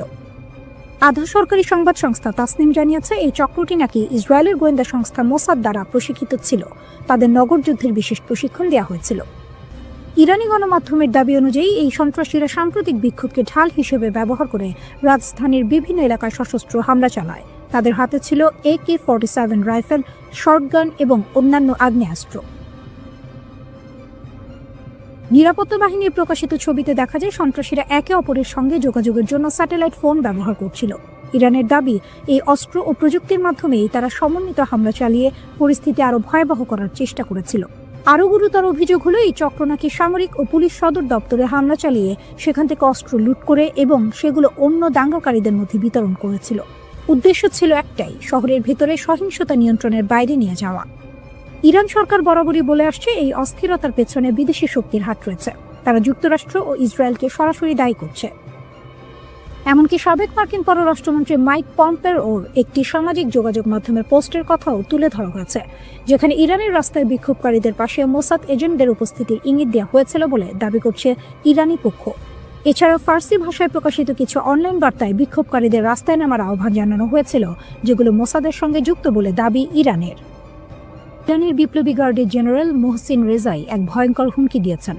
তিনি সরাসরি মার্কিন প্রেসিডেন্ট ডোনাল্ড ট্রাম্পকে লক্ষ্য করে বলেছেন, ট্রাম্প বলেছেন তার হাত পিস্তলের ট্রিগারে, আমরা তার হাত এবং আঙুল কেটে ফেলব। প্রকাশ্যে তিনি এই হুমকি দিয়েছেন। জেনারেল রেজাই আরও বলেন, যদি যুক্তরাষ্ট্র হামলা চালায় ইরান তখন পর্যন্ত কোনো যুদ্ধবিরতি মেনে নেবে না যতক্ষণ না তার লক্ষ্য পূর্ণ হয়। তিনি স্পষ্ট করে বলেন, যদি যুদ্ধ এগোতে থাকে যুদ্ধবিরতি নিয়ে কোনো আলোচনা হবে না। ট্রাম্পকে সতর্ক করে তিনি যোগ করেছেন, আমরা যা সংযম এবং কৌশল দেখেছি আপনি তো উপেক্ষা করছেন, এখনই থামুন, পিছিয়ে যান, না হলে মধ্যপ্রাচ্যে আপনার কোনো ঘাঁটি নিরাপদ থাকবে না। এই হুমকির পর কিছুটা শিথিল হয়েছে উত্তেজনা। মধ্যপ্রাচ্যের উপসাগরীয় দেশগুলো সৌদি আরব, কাতার এবং ওমান যুক্তরাষ্ট্রের প্রেসিডেন্ট ট্রাম্পকে শান্ত থাকার পরামর্শ দিয়েছে। পাকিস্তানে নিযুক্ত ইরানের রাষ্ট্রদূত জানিয়েছেন, ট্রাম্প নিজে ইরানকে বলেছেন যে তার কোনো হামলার পরিকল্পনা নেই। তবে ইরান সরকার এই আশ্বাস পুরোপুরি বিশ্বাস করছে না, কারণ গত বছরের পারমাণবিক আলোচনা চলাকালীন যুক্তরাষ্ট্র ও ইসরায়েল ইরানে হামলা চালিয়েছিল। ইরান ইসরায়েলের নেতাদের মধ্যে যোগাযোগেও দেখা দিয়েছে নতুন পর্ব। রাশিয়ার প্রেসিডেন্ট ভ্লাদিমির পুতিন জানুয়ারিতে ইসরায়েলের প্রধানমন্ত্রী বেনিয়ামিন নেতানিয়াহু ও ইরানের প্রেসিডেন্ট মাসুদ পেজেশকিয়ানের সঙ্গে ফোনে কথা বলেছেন। ক্রেমলিন জানিয়েছে, পুতিন মধ্যপ্রাচ্যে সামরিক সংঘাতের আশঙ্কা দেখে উত্তেজনা কমানোর জন্য মধ্যস্থতার প্রস্তাব দিয়েছেন। ক্রেমলিনের মুখপাত্র দিমিত্রি পেসকভ বলেন, এই অঞ্চলের পরিস্থিতি অত্যন্ত সংকটাপন্ন। প্রেসিডেন্ট পুতিন উত্তেজনা হ্রাসে মধ্যস্থতার প্রচেষ্টা চালাচ্ছেন। ফোন কলে পুতিন ইরান এবং ইসরায়েলের মধ্যে কৌশলগত অংশীদারিত্ব আরও শক্তিশালী করার প্রতিশ্রুতি দিয়েছেন। অন্যদিকে ইরানের প্রেসিডেন্টের দপ্তর জানিয়েছে, পেজিশকিয়ান রাশিয়ার জন্য জাতিসংঘে ইরানের সমর্থনের প্রশংসা করেছেন। ইরান রাশিয়ার একজন কৌশলগত অংশীদার হিসেবে বিবেচিত, তাই যে কোনো সংঘাত যা ইরানের প্রো মস্কো নেতৃত্বকে হুমকির মুখে ফেলতে পারে তার বিষয়ে রাশিয়া সতর্ক। এই ফোন কল রাশিয়ার প্রথম প্রকাশ্য মন্তব্য ছিল, যা ইরানের সরকারের সঙ্গে মস্কোর সরাসরি সংযোগ প্রকাশ করে। রাশিয়া ইসরায়েলের সঙ্গে সুসম্পর্ক বজায় রাখার চেষ্টা করছে, যদিও 2023 সালের গাজার ঘটনায় ইসরায়েলের কর্মকাণ্ড নিয়ে রাশিয়ার সমালোচনা সম্পর্ককে কিছুটা জটিল করেছে। পুতিনের সঙ্গে নেতানিয়াহুর ফোন কলে ক্রেমলিন জানিয়েছে, মধ্যস্থতার প্রচেষ্টা চালিয়ে যাওয়ার জন্য রাশিয়া প্রস্তুত, তবে এখন পর্যন্ত কোনো নির্দিষ্ট পদক্ষেপের বিস্তারিত প্রকাশ করা হয়নি। এই পরিস্থিতিতে মধ্যপ্রাচ্যের পরিস্থিতি ঝুঁকিপূর্ণ। সৌদি আরব, কাতার ও ওমান যুক্তরাষ্ট্রের প্রেসিডেন্টকে বোঝানোর চেষ্টা করছে যে ইরানের ওপর হামলা এই অঞ্চলে মারাত্মক প্রভাব ফেলতে পারে। অন্যদিকে ইরান ট্রাম্পকে সতর্ক করে বলছে, যদি যুক্তরাষ্ট্র এগোতে চায় তাহলে কোনো ঘাঁটি নিরাপদ থাকবে না।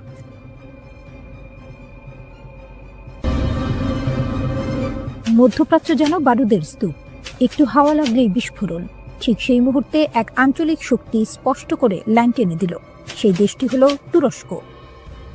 ইরানকে ঘিরে যখন উত্তেজনা চরমে, যুক্তরাষ্ট্রের প্রেসিডেন্ট ডোনাল্ড ট্রাম্প প্রকাশ্যে ইরানের বিক্ষোভকারীদের সমর্থন জানাচ্ছেন, তখন তুরস্ক বলছে, ইরানের বিরুদ্ধে কোনো সামরিক অভিযান আমরা সমর্থন করি না, একদমই না। তুরস্কের পররাষ্ট্রমন্ত্রী হাকান ফিদান সরাসরি সতর্ক করে বলেছেন, শক্তি ব্যবহার করলে সংকট কমবে না, বরং আরও গভীর হবে। তার ভাষায়, ইরানের সমস্যার সমাধান ইরানের ভেতর থেকেই আসতে হবে, বাইরে থেকে বোমা বা হুমকি দিয়ে নয়। ইরানে যদি বাইরের শক্তি সামরিক হস্তক্ষেপ করে তাহলে কি হবে? তুরস্ক বলছে, পুরো অঞ্চলটাই অস্থিতিশীল হয়ে পড়বে। হাকান ফিদান পরিষ্কার করে বলেছেন, আমরা চাই সমস্যার সমাধান হোক সংলাপের মাধ্যমে। ইরানে ব্যাপক অস্থিরতা হলে সেটা এই অঞ্চলের সহ্য ক্ষমতার বাইরে চলে যাবে, তাই আমরা কূটনৈতিক চেষ্টা চালিয়ে যাব। যুক্তরাষ্ট্র ও ইরান মধ্যস্থতাকারী হোক বা সরাসরি আলোচনায় নিজেদের মধ্যে বিষয়টা মেটা। এই বক্তব্যটা খুব গুরুত্বপূর্ণ, কারণ তুরস্ক শুধু মুখে মুখে নয়, বাস্তব কূটনীতিতেও মধ্যস্থতার ভূমিকা নিতে চায়। অন্যদিকে তেহরানও চুপ নেই। ইরানের পররাষ্ট্রমন্ত্রী আব্বাস আরাকচি জাতিসংঘে চিঠি দিয়ে বলেছেন, ইরানের অভ্যন্তরীণ বিষয়ে যে কোনো বিদেশি হস্তক্ষেপ তারা প্রত্যাখ্যান করে। তার দাবি, শান্তিপূর্ণ বিক্ষোভকে বাইরে থেকে নাশকতার দিকে ঠেলে দেওয়া হচ্ছে। তিনি যুক্তরাষ্ট্রের মানবাধিকার বিষয়ক বক্তব্যেরও কড়া সমালোচনা করেছেন। ইরানের বার্তা স্পষ্ট, দেশের সার্বভৌমত্ব ও সীমান্ত রক্ষায় তারা কোনো ছাড় দেবে না। এই উত্তেজনার মধ্যেই আরেকটি নীরব কিন্তু গুরুত্বপূর্ণ ঘটনা ঘটেছে। একসময় চরম প্রতিদ্বন্দ্বী ইরান ও সৌদি আরব আঞ্চলিক নিরাপত্তা নিয়ে আলোচনা করছে। দুই দেশের পররাষ্ট্রমন্ত্রীদের বৈঠক ইঙ্গিত দিচ্ছে, মধ্যপ্রাচ্যের রাজনীতিতে নতুন সমীকরণ তৈরি হচ্ছে। চীন প্রকাশ্যে যুক্তরাষ্ট্রের সমালোচনা করেছে। বেজিং বলছে, কোনো দেশের অভ্যন্তরীণ বিষয়ে হস্তক্ষেপ আন্তর্জাতিক আইনের লঙ্ঘন।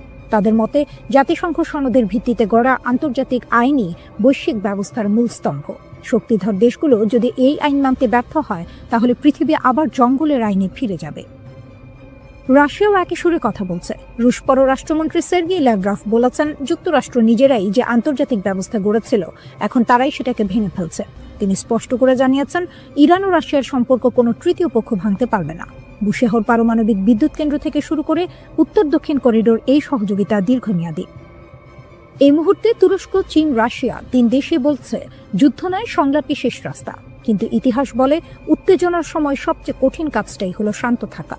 এদিকে ইরানে হামলার হুমকির মধ্যে মধ্যপ্রাচ্যে বিমানবাহী রণতরী পাঠাচ্ছে যুক্তরাষ্ট্র। মার্কিন প্রতিরক্ষা দপ্তর পেন্টাগনের নির্দেশে বিমানবাহী রণতরী USS আব্রাহাম লিঙ্কন এবং এর সঙ্গে থাকা স্ট্রাইক গ্রুপ দক্ষিণ চীন সাগর থেকে মধ্যপ্রাচ্যের দিকে যাত্রা শুরু করেছে। যুক্তরাষ্ট্র এর সম্প্রচার মাধ্যম নিউজ নেশনের এক প্রতিবেদনে এই কথা বলা হয়েছে। ভেনেজুয়েলায় অভিযানের কারণে বর্তমানে মধ্যপ্রাচ্য বা ইউরোপে যুক্তরাষ্ট্রের বিমানবাহী কোনো রণতরী মোতায়েন নেই। এমন সময়ে যুক্তরাষ্ট্র মধ্যপ্রাচ্যে বিমানবাহী রণতরী পাঠাচ্ছে। ওয়াল স্ট্রিট জার্নালের প্রতিবেদনে বলা হয়েছে, বর্তমানে ক্যারিবীয় অঞ্চলে যুক্তরাষ্ট্রের 12টি যুদ্ধজাহাজ মোতায়েন করা হয়েছে, আর বর্তমানে মধ্যপ্রাচ্যে দেশটির যুদ্ধজাহাজ রয়েছে 6টি। ইরান এখন রুদ্ধশ্বাস এক সন্ধিক্ষণে দাঁড়িয়ে। রাস্তায় আগুন, স্লোগান, ভাঙচুর। আবার সেই রাস্তাতেই বিপরীত চিত্র, হাজার হাজার মানুষ রাষ্ট্রের পতাকা হাতে নেমে এসেছে সরকার ও সর্বোচ্চ নেতার পক্ষে। দেশ জুড়ে চলমান বিক্ষোভের মধ্যে ইরান কার্যত দুই ধারায় বিভক্ত। সরকারপন্থী সমাবেশে অংশ নেওয়া অনেকেই বলছেন তারা শুরুতে বিক্ষোভী ছিলেন, কিন্তু পরিস্থিতি যখন নিয়ন্ত্রণের বাইরে যেতে শুরু করে তখন তারা সরে দাঁড়ান। তাদের ভাষায় এটা আর প্রতিবাদ নেই, এটা বিশৃঙ্খলা। সেই বিশৃঙ্খলার মুখে তারা নিজেদের দায়িত্ব মনে করছেন দেশকে রক্ষা করা। রাষ্ট্রীয় টেলিভিশনে সম্প্রচারিত ভিডিওতে দেখা যায় তেহরান সহ একাধিক শহরে বিশাল জনসমাবেশ, মানুষ হাতে ইরানের পতাকা, সর্বোচ্চ নেতার ছবি, স্লোগানে মুখর রাজপথ, নেতৃত্বের প্রতি আনুগত্যের ঘোষণা, শক্ত অবস্থানে রাষ্ট্রযন্ত্র ও তার সমর্থকরা। এই অভ্যন্তরীণ উত্তেজনার মধ্যেই আন্তর্জাতিক মাত্রা যোগ করেছে ওয়াশিংটন। মার্কিন প্রেসিডেন্ট ডোনাল্ড ট্রাম্প প্রকাশ্যে হুঁশিয়ারি দিয়েছেন বিক্ষোভকারীদের ক্ষতি হলে যুক্তরাষ্ট্র কঠোর প্রতিক্রিয়া দেখাবে। তিনি দাবি করেছেন পরিস্থিতি খুব কাছ থেকে পর্যবেক্ষণ করা হচ্ছে। এর আগেও ট্রাম্প ইঙ্গিত দিয়েছিলেন সহিংসতা বাড়লে যুক্তরাষ্ট্র বিক্ষোভকারীদের পাশে দাঁড়াতে পারে। ইরান এই অভিযোগ সরাসরি নাকচ করেছে। দেশটির পররাষ্ট্রমন্ত্রী আব্বাস আরাকচি অভিযোগ তুলেছেন যুক্তরাষ্ট্র ও ইসরায়েল এই অস্থিরতার পেছনে জড়িত। তার দাবি শান্তিপূর্ণ আন্দোলনকে সহিংসতার দিকে ঠেলে দেওয়ার চেষ্টা চলছে। একই সুরে কথা বলেছেন প্রভাবশালী রাজনীতিক আলী লারিজানিও। তাদের বক্তব্য ভিতরের দুর্বলতাকে কাজে লাগিয়ে দেশকে অস্থিতিশীল করার চেষ্টা হচ্ছে। সর্বোচ্চ নেতা আয়াতুল্লাহ আলী খামেনি এক বিরল ভাষণে কঠোর অবস্থান স্পষ্ট করেছেন। তিনি বলেছেন রাষ্ট্র ধ্বংসের চেষ্টা সহ্য করা হবে না। তার ভাষায় ইসলামী প্রজাতন্ত্র ত্যাগের উপর দাঁড়িয়ে আছে এবং প্রয়োজন হলে নিজেকে রক্ষায় শক্তি প্রয়োগ করবে। সরকারি সূত্র জানায় নিরাপত্তা বাহিনী ইতোমধ্যে ব্যাপক ধরপাকড় শুরু করেছে। শত শত মানুষ আটক, বিপুল অস্ত্র উদ্ধারের দাবিও করা হয়েছে। এই পরিস্থিতিতে ট্রাম্পের একটি সামাজিক যোগাযোগ মাধ্যম পোস্ট নতুন করে উত্তেজনা বাড়িয়েছে। সেখানে তিনি লিখেছেন, ইরান হয়তো আগে কখনো এত কাছ থেকে স্বাধীনতাকে দেখেনি। তিনি বলেন যুক্তরাষ্ট্র সাহায্য করতে প্রস্তুত। কি ধরনের সাহায্য তা স্পষ্ট নয়, কিন্তু তেহরানের কাছে এটি স্পষ্ট বার্তা, বিদেশি হস্তক্ষেপের ইঙ্গিত। বিক্ষোভ যখন টানা দ্বিতীয় সপ্তাহে, তখন সর্বোচ্চ নেতা সরাসরি ট্রাম্পকে আক্রমণ করেছেন। তিনি তাকে অহংকারী আখ্যা দিয়ে বলেছেন তার হাতে ইরানিদের রক্ত লেগে আছে। তিনি সতর্ক করেন ইতিহাস বলে ক্ষমতার শীর্ষেই অনেক শাসকের পতন ঘটে। ইরানের রাষ্ট্রীয় গণমাধ্যমে দাবি করা হচ্ছে বিদেশি শক্তির মদদে পরিকল্পিত অস্থিরতা তৈরি করা হয়েছে। তাসনিম নিউজ জানিয়েছে 200 জনের বেশি সন্ত্রাসী সংগঠক আটক হয়েছে। গ্রেনেড থেকে শুরু করে আগ্নেয়াস্ত্র, বড় ধরনের অস্ত্রভাণ্ডার উদ্ধারের কথাও বলা হয়েছে। এর ফলে বিক্ষোভের তীব্রতা কমেছে। আইআরজিসিকে সর্বোচ্চ সতর্কতায় রাখা হয়েছে। সাধারণ সেনাবাহিনীর বদলে এই বাহিনীর ওপরই ভরসা করছেন সর্বোচ্চ নেতা, কারণ তাদের আনুগত্য প্রশ্নাতীত। একই সঙ্গে সক্রিয় করা হয়েছে ভূগর্ভস্থ ক্ষেপণাস্ত্র ঘাঁটি। বার্তা স্পষ্ট, ইরান প্রস্তুত দুই দিকেই। ভিতরের একদিকেই সর্বনাশ। ইরান যেভাবে ইসরায়েলিদের জালে ফাঁসালো, একটা বেনামি মেসেজ, একটা টেলিগ্রাম লিঙ্ক আর লোভনীয় অর্থের হাতছানি, এভাবেই ইরান ইসরায়েলের মাটিতে তাদের গুপ্তচর বৃত্তির জাল বিছিয়েছিল। আপাত দৃষ্টিতে নিরীহ ছোট ছোট কাজ দিয়ে শুরু, যা শেষ পর্যন্ত ইসরায়েলের জন্য বিশাল এক মাথা ব্যথার কারণ হয়ে দাঁড়িয়েছিল। কিন্তু আসল চমকটা লুকিয়ে ছিল অন্য কোথাও। 2024 সালের এপ্রিলে ইসরায়েলে ইরানের প্রথম ক্ষেপণাস্ত্র হামলার পর 30 জনেরও বেশি ইসরায়েলিকে ইরানি গোয়েন্দা সংস্থার সাথে কাজ করার অভিযোগে অভিযুক্ত করা হয়। এদের বেশিরভাগেরই গল্পটা প্রায় একই রকম। অজানা নম্বর থেকে আসা একটা মেসেজ, যেখানে সামান্য তথ্যের জন্য বা ছোটখাটো কাজের জন্য মোটা অঙ্কের টাকার প্রস্তাব। প্রথম দিকে কাজগুলো ছিল সহজ, যেমন কোনো পার্কের নির্দিষ্ট স্থানে কালো ব্যাগ পুঁতে রাখা হয়েছে কিনা তা পরীক্ষা করা। এর জন্য মিলত প্রায় 1000 মার্কিন ডলার। এরপর যখন লোভের পাল্লা ভারী হতে শুরু করলো, তখন এলো আরও বিপজ্জনক কাজের প্রস্তাব। আদালতের নথি থেকে জানা যায়, গত 1 বছর ধরে ইরানের এই গুপ্তচর বৃত্তির চেষ্টা খুব একটা ফলপ্রসূ হয়নি। তারা ইসরায়েলের উচ্চপদস্থ কর্মকর্তাদের হত্যা করার যে আকাঙ্ক্ষা করেছিল তা পূরণ করতে পারেনি। তবে তাদের কৌশল ছিল মারাত্মক কার্যকর।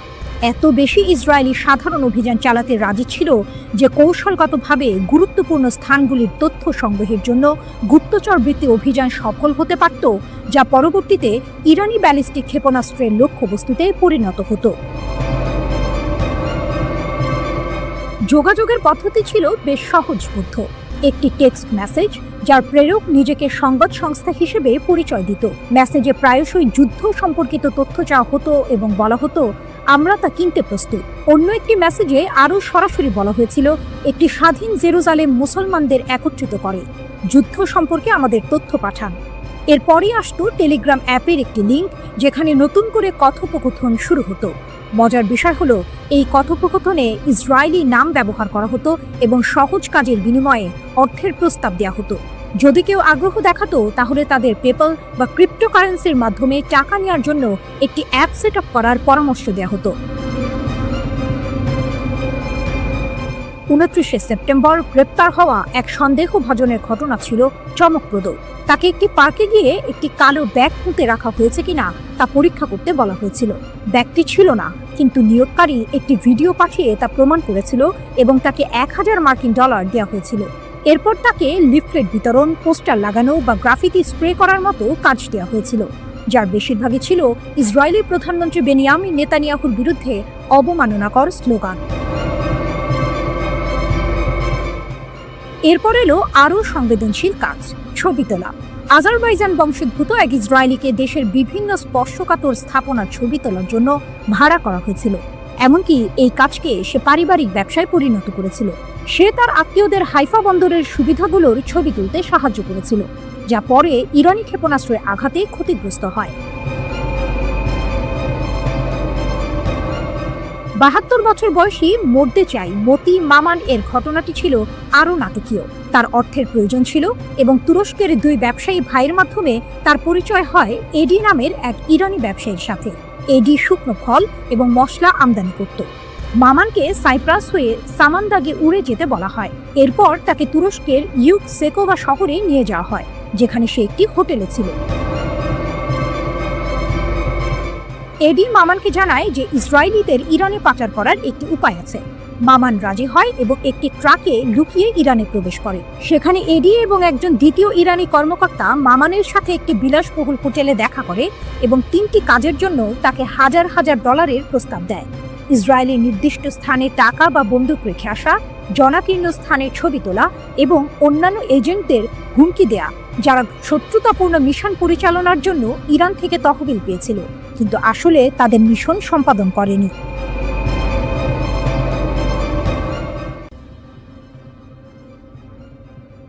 ইসরায়েলের সামরিক ঘাঁটিতে ইরানের ভয়াবহ আঘাত, স্যাটেলাইট তথ্যে চাঞ্চল্যকর মোড়। দীর্ঘ 12 দিনের সংঘাত শেষে ইসরায়েল দাবি করেছিল ইরানের ছোড়া প্রায় 84% ক্ষেপণাস্ত্রই প্রতিহত করা হয়েছে, কিন্তু স্যাটেলাইট চিত্র যেন ভিন্ন গল্প বলছে। টেলিগ্রামের এক প্রতিবেদন অনুযায়ী ওরেগন স্টেট ইউনিভার্সিটির গবেষকদের বিশ্লেষণ করা স্যাটেলাইট চিত্র থেকে জানা গেছে গত মাসে ইরান অন্তত 5টি ইসরায়েলি সামরিক স্থাপনায় সফলভাবে আঘাত হেনেছে। এর মধ্যে রয়েছে উত্তর, মধ্য ও দক্ষিণ ইসরায়েলের গুরুত্বপূর্ণ লক্ষ্যবস্তু, এমনকি একটি গোয়েন্দা তথ্য সংগ্রহ কেন্দ্র এবং একটি লজিস্টিক ঘাঁটিও।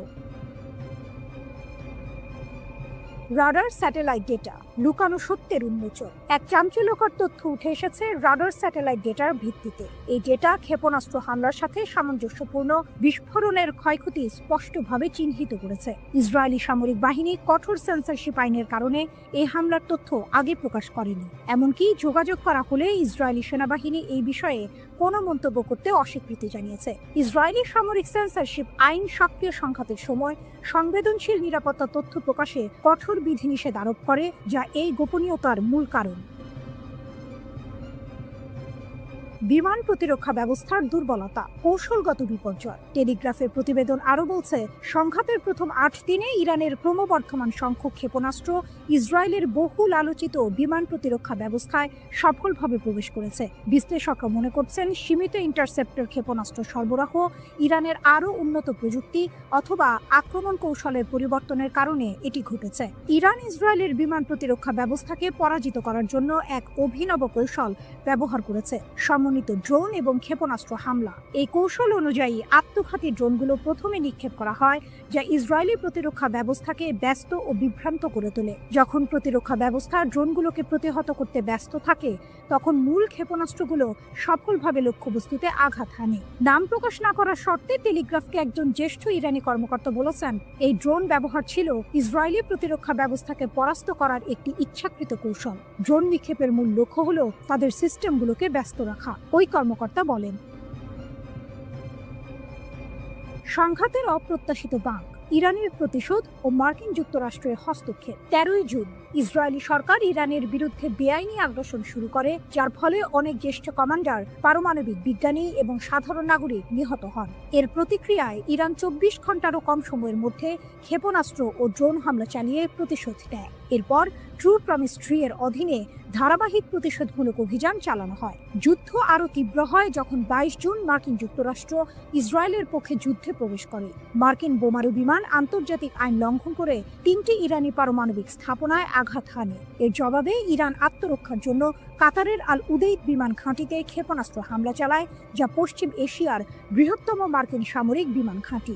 অবশেষে যুদ্ধবিধ্বস্ত ইসরায়েলি সরকার 24 জুন একতরফাভাবে একটি যুদ্ধবিরতি চুক্তি মেনে নিতে বাধ্য হয়।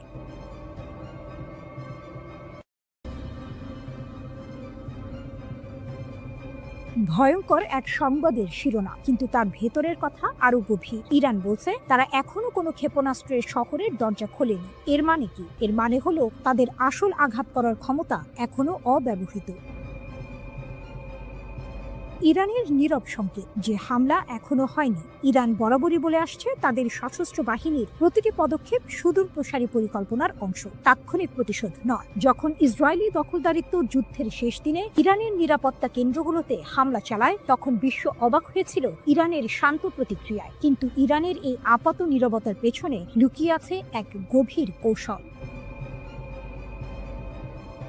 ফজলির কথা স্পষ্ট, পারমাণবিক অস্ত্রের ক্ষেত্রে ইরানের প্রযুক্তিগত জ্ঞান রয়েছে, কিন্তু তাদের আদর্শিক নীতি এর ব্যবহার বা তৈরির বিপক্ষে। এই কথাগুলো আপাত দৃষ্টিতে শান্তি এবং সংযমের বার্তা দিলেও এর ভেতরের টুইস্ট হলো প্রযুক্তিগত জ্ঞান আছে মানে হলো তারা চাইলে তা করতে সক্ষম। এটি ইসরায়েল এবং পশ্চিমা দেশগুলোর জন্য এক শীতল সতর্কবার্তা। ইউরেনিয়াম সমৃদ্ধকরণ আপোষ নিয়ে ইরানের উপপররাষ্ট্রমন্ত্রী মাজিদ তখত রাভাঞ্চি জোর দিয়ে বলেছেন, মার্কিন ইসরায়েলি হামলা সত্ত্বেও ইরান তার পারমাণবিক কর্মসূচিতে অটল। তারা জাতীয় চাহিদা অনুযায়ী ইউরেনিয়াম সমৃদ্ধকরণ চালিয়ে যাবে। এর অর্থ আমেরিকা বা ইসরায়েলের কোনো হুমকি ইরানকে তার পথ থেকে সরাতে পারছে না। এটি কেবল একটি বিবৃতি নয়, এটি এক ধরনের চ্যালেঞ্জ। তখত রাভাঞ্চি বলেছেন, ইরান সংলাপের জন্য উন্মুক্ত, কিন্তু এখানেও আছে একটি বড় শর্ত। ভবিষ্যতের আলোচনার জন্য আমেরিকার পক্ষ থেকে বিশ্বাসযোগ্য গ্যারান্টি প্রয়োজন। ইরান চায় আমেরিকা তাদের বোঝাক যে আলোচনার সময় তারা সামরিক শক্তি ব্যবহার করবে না। এটি ইরানের পক্ষ থেকে একটি কড়া বার্তা। যদি আমেরিকা ইরানের বিশ্বাস অর্জন করতে না পারে, তাহলে আলোচনার কোনো সম্ভাবনাই নেই। এই শর্তটি অত্যন্ত গুরুত্বপূর্ণ, কারণ এটি স্পষ্ট করে দিচ্ছে যে ইরান শুধুমাত্র কথার কথা নয়, কাজের প্রমাণ চাইছে। আসল টুইস্ট হলো, ইরান যখন বলছে তারা এখনো কোনো ক্ষেপণাস্ত্র শহরের দরজা খোলেনি, তার মানে হলো তাদের প্রকৃত সামরিক সক্ষমতা এখনো অব্যবহৃত। তারা তাৎক্ষণিক প্রতিক্রিয়া দেখাচ্ছে না, কারণ তাদের পরিকল্পনা দীর্ঘমেয়াদী। তারা হয়তো এমন একদিনের জন্য অপেক্ষা করছে যখন তাদের আঘাত হবে অপ্রতিরোধ্য। পারমাণবিক অস্ত্রের প্রযুক্তিগত জ্ঞান থাকা সত্ত্বেও তা ব্যবহার না করার কথা বলা, কিন্তু ইউরেনিয়াম সমৃদ্ধকরণ চালিয়ে যাওয়া, এই দুইয়ের মধ্যে একটি সূক্ষ্ম টানাপোড়েন রয়েছে। ইরান হয়তো বোঝাতে চাইছে যে তাদের ক্ষমতা আছে, কিন্তু তারা তা সংযত রাখছে। এই সংযমই তাদের সবচেয়ে বড় কৌশলগত অস্ত্র। তারা সংলাপের জন্য উন্মুক্ত, কিন্তু শর্ত দিচ্ছে আমেরিকার বিশ্বাসযোগ্যতার উপর। এর মানে ইরান দুর্বল নয়, বরং তারা চাইছে শক্তিশালী অবস্থানের ভিত্তিতে আলোচনা করতে। আগামী দিনে এই পরিস্থিতি কোন দিকে মোড় নেয় তা দেখার জন্য বিশ্ব অধীর আগ্রহে অপেক্ষা করছে। ইরান বলছে ইসরায়েলের সাথে যুদ্ধে ব্যবহৃত ক্ষেপণাস্ত্র শক্তির মাত্র 1/4। ব্রিগেডিয়ার জেনারেল আলী ফজলি দাবি করেছেন, সেজ্জিল ক্ষেপণাস্ত্র ইসরায়েলকে অবাক করে দিয়েছিল। তিনি জানিয়েছেন, ইরান বছরের পর বছর ধরে শত্রুর সাথে যে কোনো সম্ভাব্য সংঘর্ষের জন্য প্রস্তুতি নিচ্ছে।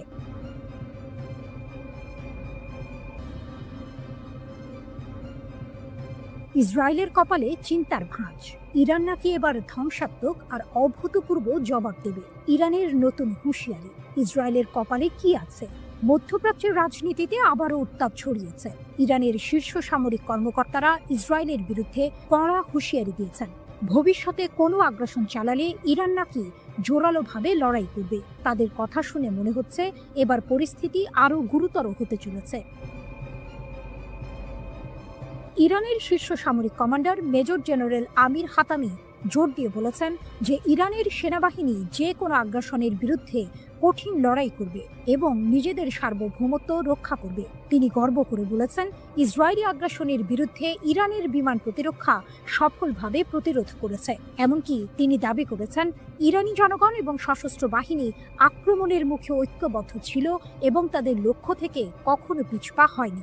এই দাবি যদি সত্যি হয় তাহলে ইসরায়েলের জন্য এটা একটা বড় দুশ্চিন্তার কারণ হতে পারে। ধ্বংসাত্মক ও অভূতপূর্ব প্রতিশোধের হুমকি। আইআরজিসি এর মুখপাত্র ব্রিগেডিয়ার জেনারেল আলী মোহাম্মদ নাইনি আরও এক ধাপ এগিয়ে সতর্ক করেছেন, ভবিষ্যতে যে কোনো হুমকির ক্ষেত্রে ইরান ধ্বংসাত্মক এবং অভূতপূর্ব প্রতিক্রিয়া জানাবে। তার মানে কি, এতদিন যা দেখেছি তা কিছুই নয়? ইরান কি সত্যিই এমন কিছু করে দেখাবে যা বিশ্ব আগে কখনো দেখেনি? যুক্তরাষ্ট্রের হামলা যুদ্ধের গতি বদলেছে কি? এদিকে ইরানে যুক্তরাষ্ট্র ও ইসরায়েলের যৌথ আগ্রাসনের বহু মাত্রিকতা বিশ্লেষণে রুশ একাডেমি অফ সায়েন্সের ইনস্টিটিউট অফ ওরিয়েন্টাল স্টাডিজের গবেষক লানা রাওয়ান্ডি ফাদাই বার্তা সংস্থা মেহেরের সঙ্গে বিস্তারিত কথা বলেছেন। রুশ বিশ্লেষকের মতে, পারমাণবিক স্থাপনায় মার্কিন হামলা ছিল মূলত সাজানো নাটক। পশ্চিমা মিডিয়ায় তা রীতিমতো ন্যায়কোচিতভাবে স্থাপিত হয়, তবে বাস্তবে এর সামরিক রাজনৈতিক প্রভাব তেমন ছিল না। এটি ছিল হয়তো একটি থিয়েট্রিক্যাল গ্র্যান্ড ফিনালে, যা সংঘাত গরম হয়ে ওঠার আগে একটি সুন্দর সমাপ্তি এনে দেয়। শেষ পর্যন্ত উভয় পক্ষ যুদ্ধবিরতিতে সম্মত হলো কেন? রাওয়ান্দি বলেন, হামলা পাল্টা হামলায় উভয় পক্ষই প্রচণ্ড ক্ষতিগ্রস্ত হচ্ছিল। ইসরায়েল মার্কিন সহায়তায় আকাশ প্রতিরক্ষা বজায় রাখলেও ইরানের ক্ষেপণাস্ত্র হামলা প্রতিহত করা যাচ্ছিল না। তাদের ক্ষেপণাস্ত্র ও সামরিক সরঞ্জামের ঘাটতি ক্রমেই স্পষ্ট হচ্ছিল। এর মাঝে ইরানের হরমুজ প্রণালী বন্ধের হুমকি ও ইয়েমেনি হুথিদের যুক্তরাষ্ট্রের বিরুদ্ধে চুক্তি বাতিল যুদ্ধকে আরও বিস্তৃত করে ফেলতে পারত। এই ঝুঁকি ট্রাম্প প্রশাসনকে একটি দ্রুত সমাপ্তি চাওয়ার দিকে ঠেলে দেয়। এছাড়া রাশিয়া, চীন, কাতার, তুরস্ক, আজারবাইজান সহ একাধিক দেশ কূটনৈতিক চাপ সৃষ্টি করে।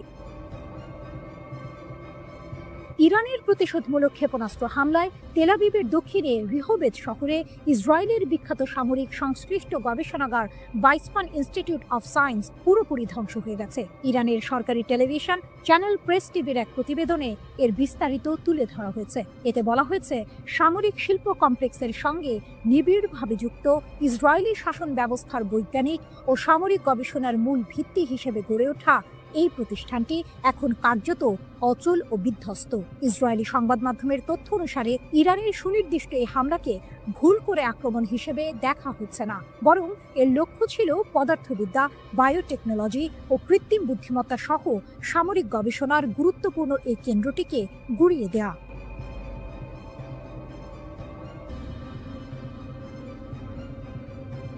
গরম খবর, আবারও উত্তপ্ত মধ্যপ্রাচ্য। ইসরায়েল যদি ফের কোনো ভুল করে তাহলে নাকি আরো কঠিন থাপ্পড় খাবে, এমনটাই হুমকি দিলেন ইরানের শীর্ষ জেনারেল আব্দুর রহিম মুসাভি। শুনে মনে হচ্ছে এবার বুঝি আর ছোটখাটো হুমকি নয়, আসল যুদ্ধের দামামা বাজছে। লেবাননের একটি টিভি চ্যানেলে দেওয়া সাক্ষাৎকারে ইরানের সশস্ত্র বাহিনীর প্রধান major general Abdur Rahim Musavi সরাসরি হুমকি দিয়েছেন ইসরায়েলকে। তার কথা পরিষ্কার, গত মাসে ইসরায়েল আর আমেরিকার হামলার জবাবে ইরান নাকি তাদের সব শক্তি ব্যবহার করেনি, অর্থাৎ যা হয়েছে তা নাকি ছিল শুধু ট্রেলার। যদি ইসরায়েল আবার একই ভুল করে তাহলে ইরান জাতি আর তাদের সেনাবাহিনী নাকি ইসরায়েলকে আরো কঠিন থাপ্পড় দেবে। 13 জুন ইসরায়েল বিনা প্ররোচনায় ইরানের ওপর হামলা চালায়। সেই হামলায় সামরিক কমান্ডার থেকে শুরু করে পরমাণু বিজ্ঞানী এমনকি সাধারণ মানুষও মারা যান। এর এক সপ্তাহ পর যুক্তরাষ্ট্র যুদ্ধে নেমে পড়ে। আন্তর্জাতিক আইন, জাতিসংঘ সনদ সবকিছু তোয়াক্কা না করে তারা ইরানের 3টি পরমাণু স্থাপনায় বোমা হামলা চালায়। যখন ইসরায়েল আর যুক্তরাষ্ট্র হামলা চালাচ্ছে তখন কি ইরান চুপচাপ বসেছিল? মোটেও না। প্রতিশোধ হিসেবে ইরানের সশস্ত্র বাহিনী ইসরায়েলের দখলে থাকা কৌশলগত স্থাপনাগুলোতে আঘাত হানে। এখানেই শেষ নয়, পশ্চিম এশিয়ার সবচেয়ে বড় মার্কিন সামরিক ঘাঁটি কাতারের আল উদেইদ মার্কিন ঘাঁটিকেও তারা টার্গেট করে। এটা শুনে নিশ্চয়ই অনেকেই অবাক হচ্ছেন। ইরান এতদিন ধরে শুধু হুমকি দিয়ে আসছিল, কিন্তু এবার তারা সরাসরি পাল্টা হামলা চালিয়েছে। 24 জুন ইরান সফলভাবে প্রতিশোধমূলক অভিযান চালিয়ে ইসরায়েল এবং যুক্তরাষ্ট্রের হামলা বন্ধ করতে সক্ষম হয়। শীর্ষ জেনারেলের দাবি, ইসরায়েল নাকি যুদ্ধবিরতির জন্য অনুরোধ করতে বাধ্য হয়েছিল, যাতে তারা নিজেদের গুছিয়ে নিতে পারে। এই তথ্য যদি সত্যি হয়, তাহলে পরিস্থিতি কিন্তু আরো ঘোলাটে, কারণ এতদিন আমরা যা জেনে এসেছিলাম তার চেয়ে আসল চিত্রটি হয়তো আরো ভিন্ন। যুক্তরাষ্ট্রের প্রত্যক্ষ সমর্থনেই মূলত ইরানে হামলা চালায় যুদ্ধবাজ ইসরায়েল। তবে পরের দিকে এই আগ্রাসন প্রবল প্রতিরোধের মুখে পড়ে এবং শেষ পর্যন্ত আন্তর্জাতিক কূটনীতির মাধ্যমে একটি যুদ্ধবিরতিতে পৌঁছায়। অপ্রকাশিত ক্ষমতা ও নতুন পর্যায়। মেজর জেনারেল মুসাভি আরও সতর্ক করেছেন, যদি যুদ্ধ দীর্ঘায়িত হয় এবং একটি নতুন পর্যায়ে প্রবেশ করে, তাহলে ইসরায়েল নাকি ইরানের এমন ক্ষমতা দেখতে পাবে যা এখনো কাজে লাগানো হয়নি। অর্থাৎ ইরান নাকি তাদের আসল শক্তি এখনো দেখায়নি। তিনি এটাও বলেছেন, বছরের পর বছর ধরে ইসরায়েল আর তাদের সমর্থকরা ইরানের ওপর আঘাত হানার জন্য শক্তি সঞ্চয় করে আসছে। তাদের উদ্দেশ্য হলো পরমাণু ইস্যুকে অজুহাত হিসেবে ব্যবহার করে ইরানকে বিভক্ত করা, কিন্তু ইরান তাদের মৌলিক নীতি থেকে কখনো সরে আসবে না, যার মধ্যে ফিলিস্তিন ও তাদের জনগণের প্রতি সমর্থনও রয়েছে। তাহলে কি ইসরায়েল আর ইরান আবারও একটি বড় যুদ্ধের দিকে এগোচ্ছে?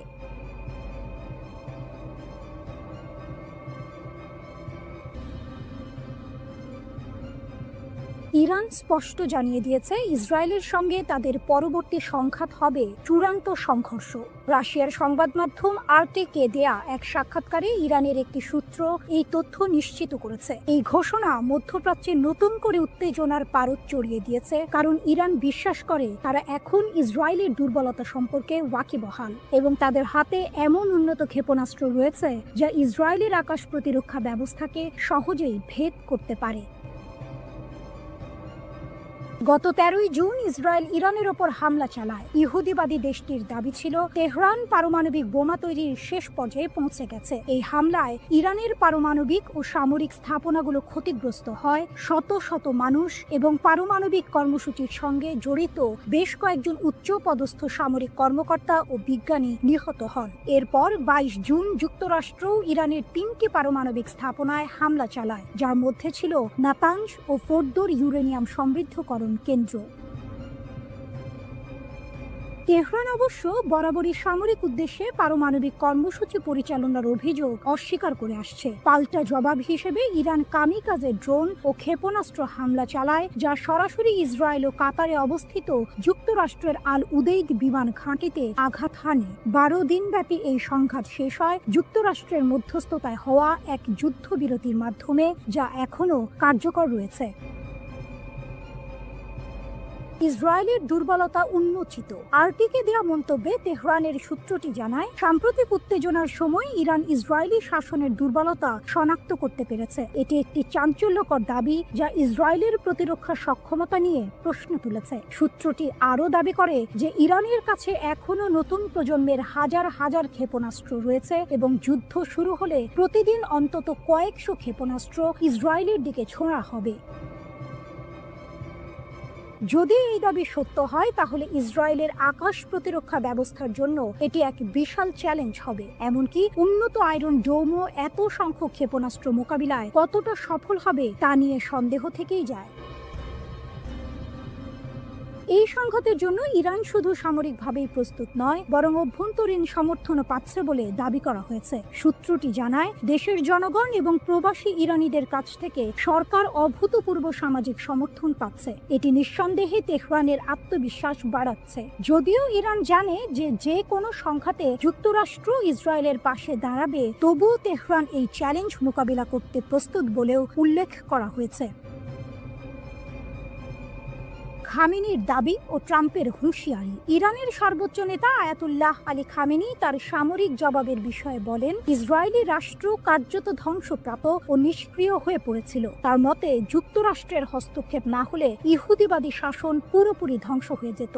এটি ইরানের পক্ষ থেকে একটি বড় সড় দাবি যা ইসরায়েলের সামরিক সক্ষমতা নিয়ে গুরুতর প্রশ্ন তৈরি করে।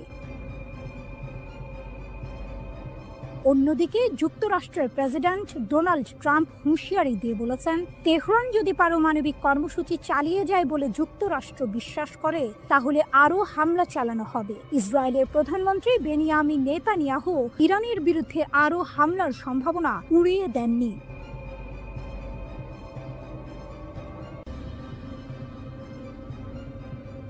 মোসাদ এজেন্টদের জালে ইরান, বিপুল অস্ত্রসহ গ্রেপ্তার 50।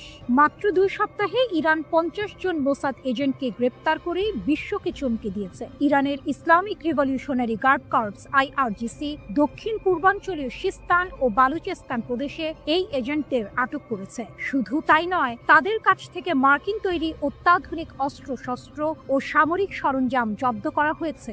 IRGC জানিয়েছে, এই এজেন্টরা ইরানের গুরুত্বপূর্ণ অবকাঠামো এবং অর্থনৈতিক কেন্দ্রগুলোতে নাশকতামূলক কর্মকাণ্ড চালানোর পরিকল্পনা করছিল। অস্ত্র পাচারের বিশাল চেষ্টা ব্যর্থ, 22,000 গুলিসহ আটক 3। এই ঘটনার পাশাপাশি ইরানের পশ্চিম লোরেস্তান প্রদেশের পুলিশ সামরিক গোলা বারুদের একটি বিশাল পাচার চক্র ভেঙে দিয়েছে। পোল-ই দোখতার শহরে একটি অভিযানে 22,000-এরও বেশি কালাশনিকভ গুলি জব্দ করা হয়েছে এবং 3 জন সন্দেহভাজনকে গ্রেপ্তার করা হয়েছে। লোরেস্তানের পুলিশ প্রধান ব্রিগেডিয়ার জেনারেল ইয়াহিয়া এলাহি জানিয়েছেন, পুলিশ গোয়েন্দা ইউনিটগুলো একটি মহাসড়কে 2টি গাড়ির সন্দেহজনক কার্যকলাপ লক্ষ্য করে এই অভিযান শুরু করে। পাচারকারীরা পালিয়ে যাওয়ার চেষ্টা করলেও পুলিশ গুলি চালিয়ে তাদের গাড়ি নিষ্ক্রিয় করে এবং সফলভাবে তাদের আটক করে। ধারণা করা হচ্ছে, এই গোলাবারুদ ইরানের পশ্চিমাঞ্চল থেকে লোড করে দেশের দক্ষিণাঞ্চলে পাচারের উদ্দেশ্যে ছিল, যা একটি বৃহত্তর অস্ত্র পাচার নেটওয়ার্কের অংশ। ইসরায়েলের ষড়যন্ত্র নসর, অভ্যন্তরীণ নিরাপত্তা জোরদার। 13 জুন ইরানে ইসরায়েলি হামলার পর থেকে ইরান তাদের অভ্যন্তরীণ নিরাপত্তা জোরদার করেছে এবং বিভিন্ন প্রদেশে গুপ্তচরদের বিরুদ্ধে কঠোর ব্যবস্থা নিচ্ছে। ইরানের বিচার বিভাগের মুখপাত্র আসগর জাহাঙ্গীর ঘোষণা করেছেন, ইসরায়েলি শত্রু ভাবাপন্ন কর্মী এবং গুপ্তচরদের একটি নেটওয়ার্কের মাধ্যমে ইরানের অভ্যন্তরীণ নিরাপত্তাকে ক্ষতিগ্রস্ত করার চেষ্টা করছিল। তাদের লক্ষ্য ছিল সামরিক হামলার পাশাপাশি দেশে বিশৃঙ্খলা ও নাশকতামূলক কর্মকাণ্ড চালানো। জাহাঙ্গীর দৃঢ়তার সাথে বলেছেন যে বিচার বিভাগীয় এবং নিরাপত্তা সংস্থাগুলোর সিদ্ধান্তমূলক পদক্ষেপের কারণে এই সমস্ত ষড়যন্ত্র ব্যর্থ করা হয়েছে। তিনি আরও জানান, বিশ্বাসঘাতকদের বিচার করতে এবং ইসরায়েলের সাথে যুক্ত ভার্চুয়াল অ্যাকাউন্টগুলো ট্র্যাক করার জন্য প্রদেশগুলোতে বিশেষ বিচার বিভাগীয় শাখা খোলা হয়েছে। 12 দিন ধরে চলা সংঘাতে শত শত যুদ্ধ বিমান, সশস্ত্র ড্রোন ও ক্ষেপণাস্ত্র ব্যবহার করে ইরানে হামলা চালিয়েছে ইসরায়েলি সেনাবাহিনী। তবে এই সংঘাতে ইসরায়েলকে সবচেয়ে বেশি সাফল্য এনে দিয়েছে অভিনব একটি কৌশল, আর তা হলো গোপনে ইরানের অভ্যন্তরে ঢুকে সেখান থেকে বিভিন্ন অভিযান পরিচালনা, স্থিরতা ও বাইরের চাপ মোকাবিলায়।